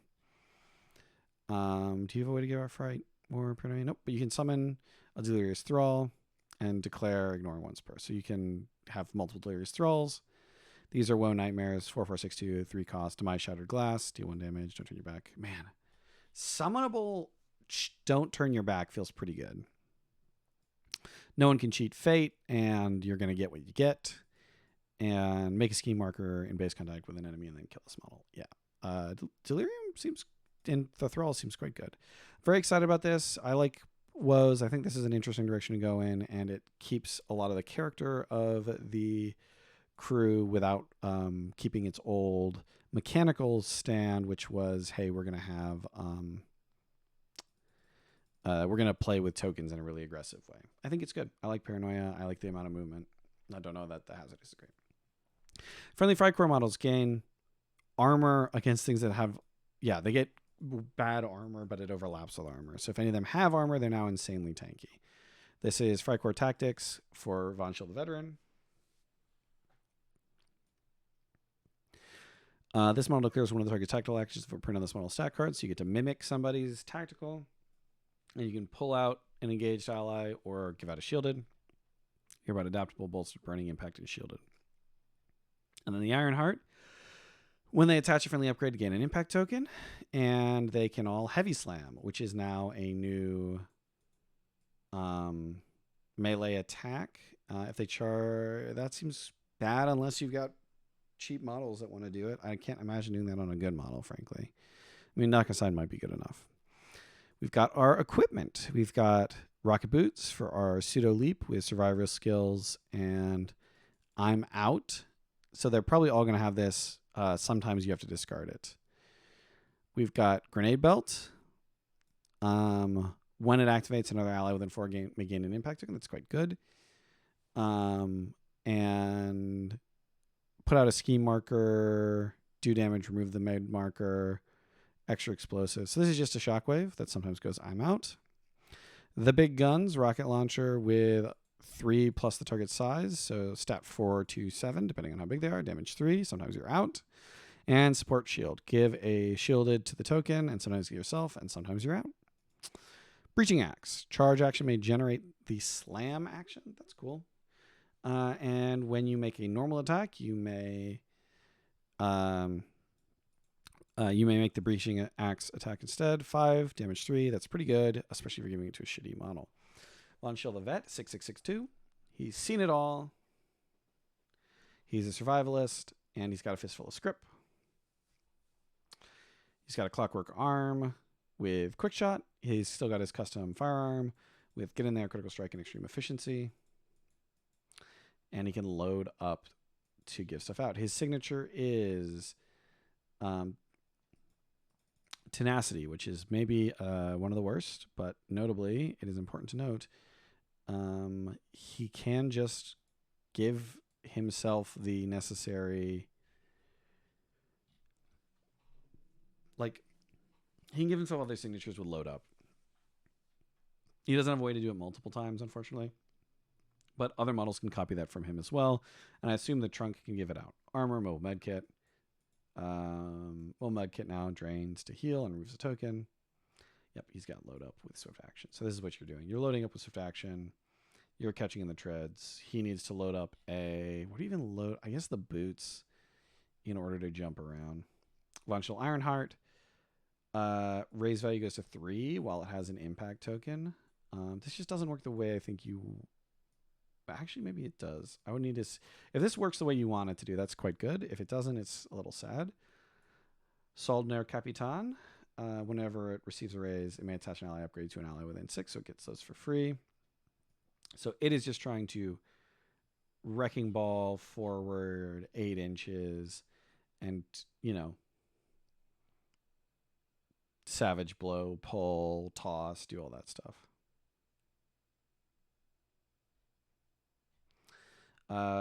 Miss Vice is his totem. She has imbued equipment, giving them super blink. Ancient Words, which Ancient Words, it seems, is now going to be, you know, it's a cast, but it's a gun, so to speak. It's Purification and Feedback. Feedback is, from my experience, this style of trigger is a little bit too strong. She's only skill 5, and she's a totem, so maybe it's okay. She has Logistics as her other unique thing here. Move them. They move an adaptable token to ignore models and terrain, and you can attach an equipment once per turn. Eric Schottemer, speed 7, expert climber, honorable, and kinetic amplifier. Kinetic amplifier seems quite good for a stone cost.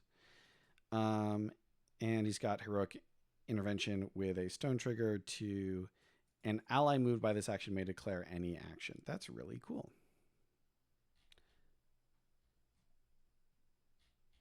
And he's always moved by this action, so interesting.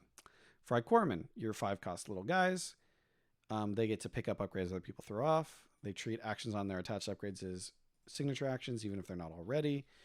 So notably, you know, the boots and the shield generator are just the shield generator is a quick action. So now this makes the non-shield generator ones quick actions for the Fry Corman. When they receive a raise in an opposed duelist model, may drain a stone to replace it with a 9. They get to grow up strong. Very cool. This is like, I think, a better version of the ability that the Hopeful Prospects once had. So now you get to turn your 5-cost plus a stone in game into a you know, non-unique powerful ally. Clockwork Revolver. They're going to struggle to get raises, but they can just give out bolstereds. So at worst, they're just giving out +1 defense and willpower. Hannah Lovelace, cost 10, 5663. Arcane Res, it's here. Outcasts have access to Arcane Res on a stick. She is not loyal. Arcane Empowerment, they get anyone who empowers always gets a tome. She has armor, which gives tomes give her sweeping strike, catch a glimpse, and nothing on logistics. We've seen logistics before. Ancient Words, we've seen before. She does have a plus flip on it and stat 6, quite good. Knowledge is priceless. Draw all non-jokers. So she is just really good card draw. Wow. It's known card draw for your opponent, but that is a lot of card draw. If I'm an outcast player, I'm bringing Hannah into too many crews at the moment. So I would actually just say, let's make her loyal. She's already got Arcane Res, and now she also has additional card draw. Yeah. And she can just do your unpack for you. Yeah. Lazarus. 5 plus 6, 2. He's got a plus flip on his willpower. Cool. +1 skill when targeting models I've already activated, and it's unyielding. So this is a model that gets +1 skill sometimes, but it's skill 6. Why are the Bayou models that get +1 skill sometimes skill 5? I ask you. Especially the Master. I ask you. Mechanical Punch is an extremely bad melee attack, so it would need to go to skill 7 to be considered, but Grenade Launcher seems quite good. Yes. And we get to Ghost in the Shell to, yeah, as a signature. Pretty good. Lots of card draw on Frycore. I guess it's not really going away, is it? Frycore Engineer, only one costs more, so your Frycore men don't want to grow up into this, but they like to shoot a construct, and they help keep shielded out. As long as you are empowering, they ignore those defenses, physical defenses. They can force you to discard. They give out a shielded token, and if they are in grit, they get a bolster token. You remove a token to heal one, and that's built in. Wow, that is a really, really solid signature. Swift action and enchant. Wow. And jury rig. Are these are the engineers. Discard a card to draw a card with value equal to or less than the value of the discarded card plus 1. I don't know if you're doing that, but maybe. And certainly if you have a 6, you're doing that for Empower cards. Draken Troopers are minions 7, 5, 5, 7, 6, 2. Armor, clear the chaff. They like to target non-unique models. They are skill 6. Again, I'm gonna harp on that a little bit. Demise Explosive, Flamen Warfer 41. It's the 41st Flamen Warfer. Worst the Flamen. Shockwave damage, pulses damage, and does burning on hit. Mass Hysteria, Big Boom, Decimate. Seems all good. Decimate. Wow. Targeting a non-unique. Wow. Just don't bring unique models into Frycore, I guess. Non-uniques into Frycore. And remove a model. Yeah, seems good. Frycore Scout, 55662. Advanced Sights from the shadows, unimpeded. Clockwork Knife, 2 damage, Clockwork Rifle. We have 18 range if it's on height 2 terrain or greater, 5 versus 2. Remove a token, coordinate attack, catch glimpse. Those are all fine. Forage, you're never doing that, you're never really close. Follow my path, really good. 10-inch follow my path, really, really good. The Fumigator. Frycore and Plague are for spray the one. The area within 3 of this model is hazardous concealing terrain. Allows me to ignore this terrain and extended reach. I bet Plague is going to... That might make Plague a hazardous. We got Mass Hysteria and Blast. We've got Caustic Spray. Always more rat. We can summon a Tunnel Rats. This trigger can only be declared if a Tunnel Rats was hired by this crew. Tunnel Rats, once more Frycore and Plague, but they only cost 4. 4, 4, 6, 2. From the Shadows, Stealth. Trench Gun. Critical Strike, Revenge Punch, Secret Passage. I can dig it. Yeah. So that's a cool package. Rat Fumigators. Frycore seems very good. It's a little frustrating that their version of the upgrade equipment cycle just seems better than Wastrel and Kins. Like, it's the same but better. It doesn't have Plink, I guess. Yeah, but their abilities are much, much, much better. Like, you actually want to take those abilities on their cards instead of just using them for Plink. Red Chapel. I don't like Seamus. I don't like Seamus 1's play pattern. And I find the way people presented Seamus to me early on really put me off him. Seamus 2, on the other hand, I mean, that's like a more compelling horror to me. Friendly Red Chapel models. When this model clears an attack action, if it is within 3 inches of a blocking area, has an aura concealment token, it may drain a stone to add 1 suit to its duel total. That templating is wrong. When an aura concealing token will be removed from the model, this model chooses to deal 1 damage to itself instead, so you're just going to have aura concealing out forever. And our uniques get out of the dark, gain an aura concealment token, then declare the charge action ignoring engagement. So every single unique is a 3 attack, or like take a charge ignore. That's really good. That seems really good. You're doing that on your master even, probably. Madness and Malice, Seamus Last Breath. Our tokens are Aura Concealment and Trance, Shielded, Slow. Shielded is unusual. I expected the others, but I did not expect Shielded. And our Urban Legend, a.k.a. Sebastian Baker, gives Vicious Mockery. You can remove an entrance to give them a negative flip to resist a duel. That's probably better than them not being able to cheat. Friendly Red Chapel models get the following ability. When any model in 6 removes an entrance token, this model entrance will still get a fast token. That's good. That's good. That seems good. That's like a reason to care about entranced. We also give out slow on our master. He's got a delay trigger probably. Seamus Last Breath, 5672. Terrifying and Ruthless. All expected. Did we get him? Once per turn, after this model is killed, you may drain to place in contact with a model or concealing token with an 8. If it does, this model heals 8. He's only got 8 health. Pretty tough to ignore demises at the moment, I think. Alone in the Dark, True Terror. He doesn't have his gun anymore. I may be okay now. He's got a 3.5 damage attack on stat 6 with Shove Aside Execute and the ability to summon a dead Doxy with 3 health if he kills. He's got Secret Passage as a signature with Sudden Strike, the Fog Rises, and True Terror. He's just always going to have that Aura Concealment. And True Terror he's going to use sometimes to place into base contact with an enemy if Secret Passage is going to work out. But the thing, it's also like if they are grouping together against Alone in the Dark, you can now use True Terror if you can get a raise, but you have to get a raise. I don't think True Terror is an action you want to take. You are just a Secret Passage, interact, Alone in the Dark bot. The old Copycat Killer, Terrifying Eyes in the Mist. Just hands out Aura Concealment. Hands out Aura Concealment. Place the target another model in Aura Concealment model. Place the model in one of friendly Seamus to place the friendly model base contact. You can spend a stone to make Seamus declare an attack action, which Seamus can then execute on. You don't have a way to build in suits, but otherwise you've got a lot of execute abilities. Once more, you are just a little murder, so that's a cool name, but you do not have a gun. Just no more big-ass gun. No more bag of tools. Seamus, I wonder what the reaction from Resident players is, because a lot of people have a huge connection to the character. A.K.A. Sebastian Baker. His totem is the White Rabbit Coat, a great model. Bask in the Spotlight. Whenever someone gains an entrance token, he heals 1. He is 13. He's got Stealth. He's got Talent Scout. After unique enemy models move engaged by this model, if it is not that model's activation, deal 2 damage to that model. Cool. It is OPA. So you're just trying to move things engaged with him. He's got his Bladed Bouquet, 6 and 3, given out in trance with coordinated attacks. So yeah, you need someone there.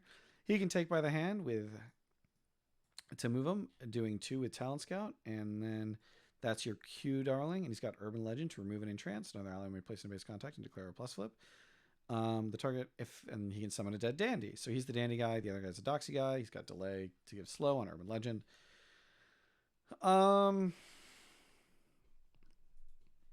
Here's the thing. You have stealth, and yet your thing is having people stand on top of you. I think you need a little more, but I'm excited to see what other models in the crew do. Railroad Co. 5562, Chatty and Dashing Fit, Drain a Stone whenever a unique model activates nearby, Stitch Up to give slow and 1 damage, Bespoke Headwear, move the target up to 3.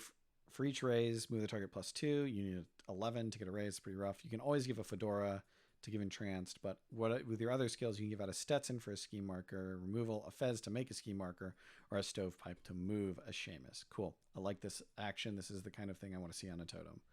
Very bespoke, very much fits what the crew wants to do. Madam Sybil, our Dami Mommy type. Henchman, you got a Zombie Red Chapel. 5562, cost 9. 13 health, 12 health. Prime Cully. I need to look up what Cully means now. I'm very worried. A man, a friend. So just British slang for a man or a friend. Okay, good. I assume this has to do with like sex work in some way still, but like it's a little bit softened. When an enemy model within 6 gains an entrance or concealment model, this model give that enemy an entrance. So you get to give out both to enemy models. Cool. Bleeder Lash. 4-inch range, as many of the whips do. 6'3", that's she speed 6. Yeah, she can just hit you. With Gang Up, so she can be 5 damage in a crew that likes to put people near each other. Confusing Feelings and Drain Magic to give you both entranced and or concealment. Or she can beckon and call you to give you or concealment entranced. And she's got Knives in the Fog to do 1 mana damage to enemy models within range during concealing terrain, or 2 damage with Bleed Them. Lots of ability to get concealing terrain available in this crew. I'm playing Apex into Rezzers from now on and just declaring Cooper 2 every time they declare Red Chapel.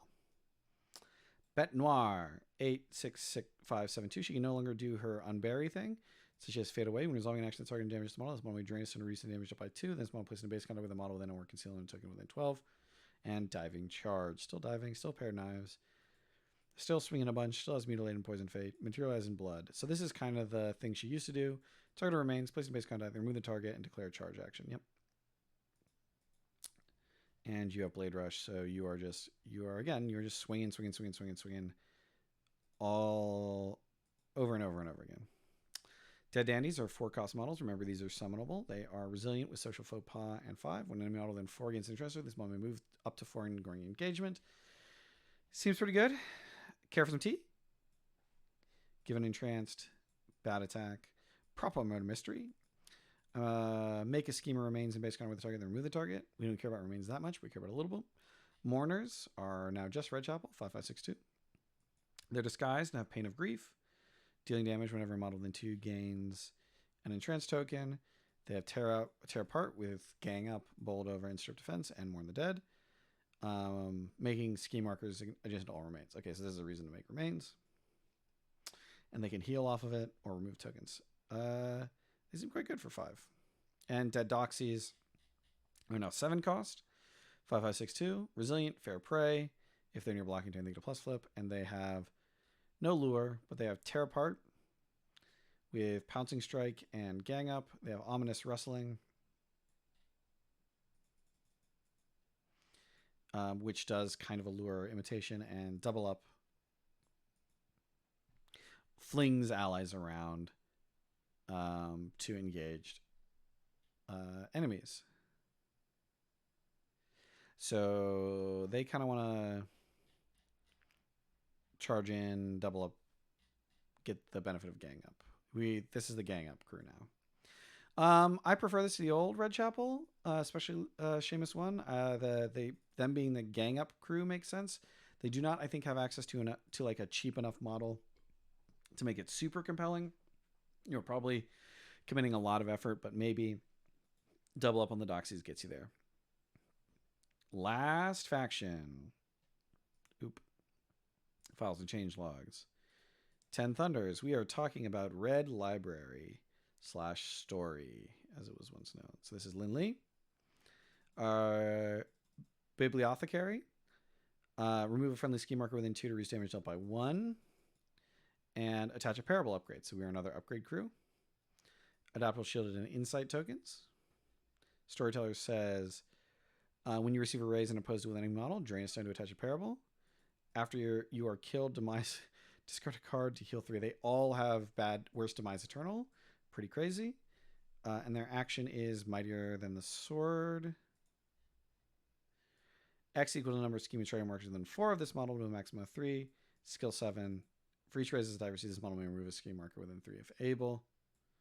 Within 4 if able. And an ally within. So this is a 3 damage cast.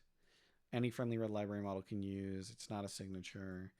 And it occasionally gets to remove ski markers. Seems fine. Our parables. The Tale of Toitin. I don't know how to pronounce his name. I'm sorry. Gives a tactical for Raging Monsoon. Place within range. The name models within 2 must take a pulse or discard this upgrade. It's a 6-inch leap on a TN8. That's acceptable. The Tail End of Appointment of Tan Vien Temple's Judge. Cool. You can triumph over injustice. You have a skill 4 with a plus flip willpower attack, targeting attack with damage up to 5. Cool. And the Tail of the Yaksha General. I don't think this is good. I just think it's cool. A Feast for Demons makes a ski marker in range, and then friendly models within 2 heal 2. That seems very good. That seems like the thing they want to do the most. Lin Lee Bibliothecary. Aegis. So she is reduced damage 2 when she needs to be, as long as they do not have the ability to ignore magical defenses. She has control of the Red Library.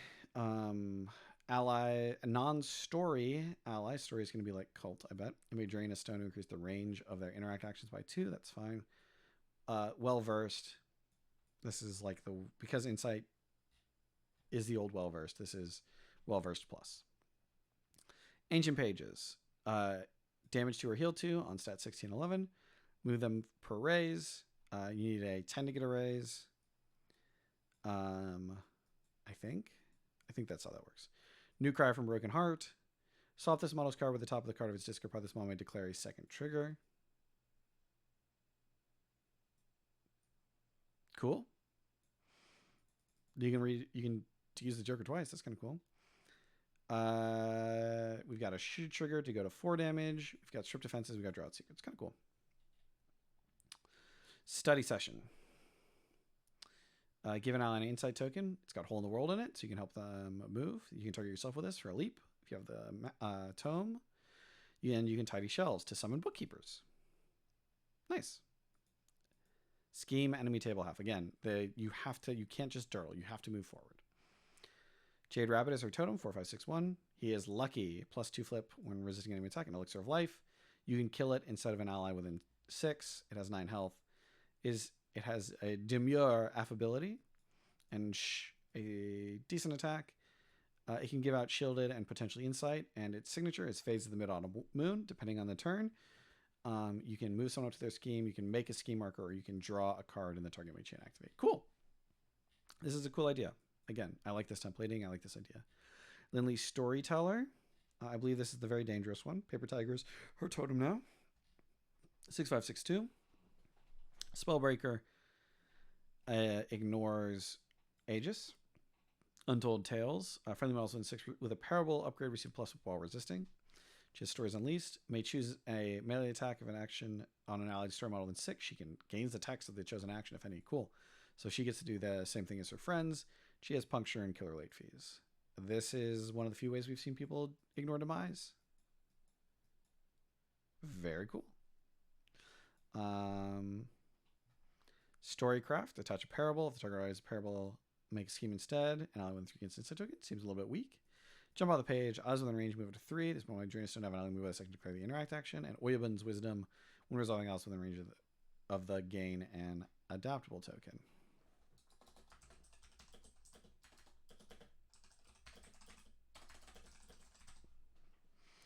Seems pretty good. We've got Paper Tiger, extremely fast at a 7, has diving charge, and has Leap Aside. Leap Aside is kind of like Old Squeal, if you want to think about it that way. We've got a 2.5 damage attack. We've got From the Heavens, and we've got Execute. We can Intimidating Roar to move targets away, and that's about it. Seems bad. Who knows? Maybe it just mixes it up and slaps you a couple times. I think you're meant to just Intimidating Roar as many times a turn as you can manage. Map, map. He's resilient, has Guardian of Knowledge, getting a +2 defense tools when it has an inside token, and has Laugh Off. This templating is wrong. They updated this on most of their models to say they need to discard a card. That was a game-wide change, or supposedly was. Bored to Death. 6 damage or 3, and can make both players discard a card or draw a card, or declare Lie Down and Nap. Lie Down and Nap draws a card now instead of getting shielded and healing. He's got a Clever Ploy, which draws a card, draws a low card, and sets the other 2. And you can help by Booklights to remove a token, and if you get a 10, you get to put out a shielded. You can spend a stone to give out a lot of shielded, and you can give out adaptable and insight as well. Bookkeeper. This is the model you can summon in Lindley 1 by removing a scheme. We've got Don't Mind Me. We've got Flight. Their cast is Paper Cuts. When they receive a raise, they can remove a scheme between this model and the target. This should be within range, I think. I think this is probably too restrictive. And they have they're efficient, so they can always declare an interact action. I take it all back. Their cast can be kind of bad if I'm cost model that gets to interact and cares about scheme markers. Crew feels good. And they can do things through a critical lens, choosing marker within 3 of the target, making marker the chosen type. So they can duplicate schemes or other markers. And if they do a close reading by getting a tome and discarding an upgrade, they get to put out another one. Story of Sun Wukong, the Bastard. Prankster. When he receives a model while resisting, he may place the opposing model within 2 of its current location. So he gets to move you. If he gets to raise while resisting, that's a very bad defensive. But he's got other defensive on the crew card, so that's fine. The Ryujingu Bang is a 3 range attack. Makes sense with his the mythical elements of that. He may place anywhere than one of the target, and then he can he's got Whirlwind attack still and Swift action, and he's got Take to the Skies, which is a leap by another name. It's got Journey to the West to bring a model with you. It's got Speed of a Meteor to go 8 inches, and he can dig it to make a ski marker. Story of Than Gyong. This is notably they have removed the diacritical marks at the moment. I wonder if they will stay removed. They're sort of important for how the word is actually written in transliterated Thai, is my understanding, or Vietnamese rather. Excuse me. But it did wreak havoc with the app, so who knows? 6/6/6/3. He's got Take the Hit and Defensive Fighting. Defensive Fighting, I think, is a little new. Being stat 7 as your only defensive. Again, you've got defensives in the crew. He no longer has his giant take the hit bubble. Bamboo Spears. As long as it completely on the enemy table half, it's got a plus flip. He gains a shielded. He gains an extra raise. He gains an adaptable. He can heal and pull enemy models into base contact, which goes together with defensive fighting, theoretically. And then he can heroic intervention. Yeah, seems fine. That's his like normal 10-cost model. It's not doing anything that I think is crazy. But maybe right. Story of Raijin has Middle of the Storm. Area than 3 is concealing, and friendly markers within 3 gain the hazardous trait. Thunderous Blow to move the target 2 inches away for each raise his attack receives. Increase the distance moved by 2. Puncture. The problem with this, well, I guess you probably always want, you'll just maddening drums. Choose a marker with 6 on the last side of the target. Move the target into base contact with the chosen marker, then remove the marker. Deal +1 damage to the target for every marker it moved through. So this can be a 4 damage cast, but it's only willpower 5. And Thunderstruck. Make a ski marker. Very low defense duel. Remove the marker, but when resolving, don't remove or give insight to friendly models. So you're looking for those triggers really badly. The Calligrapher. Cost 4. Minion living. Aegis. Flexible interpretation. You can discard a parable upgrade to ignore enemy defenses. An organization. Make a ski marker anywhere completely in the friendly table half. Just free ski marker. 4 cost 4 health model with Aegis. So it's just a 5 health model. Paper Cuts once more. Remove a ski marker on a raise, and friendly models near a ski marker heal, and you can blow it up to do damage. Mia Murakami has become cost 6, 5562. She's no longer a witness. She has cultivated chi. After the model versus rage while resisting, it may make a ski marker in base contact with itself. You're stat 5. I don't think that's happening as often as you'd like. Spirit Barrage. 6 willpower 2. Move people forward. Coordinated attack. Exorcism. Those are all fine. Enemy Intel. Bad ability without any triggers. Quite bad without any triggers, especially in willpower 5. And Sabotage their plans. Remove a ski marker. Make a ski marker in base contact. Then remove the target. Yep. Does have a mask requirement. I'm not excited about Red Library. Overall, I'm most excited about, I think, Whoa and Wildfire in December and Augmented and then Apex.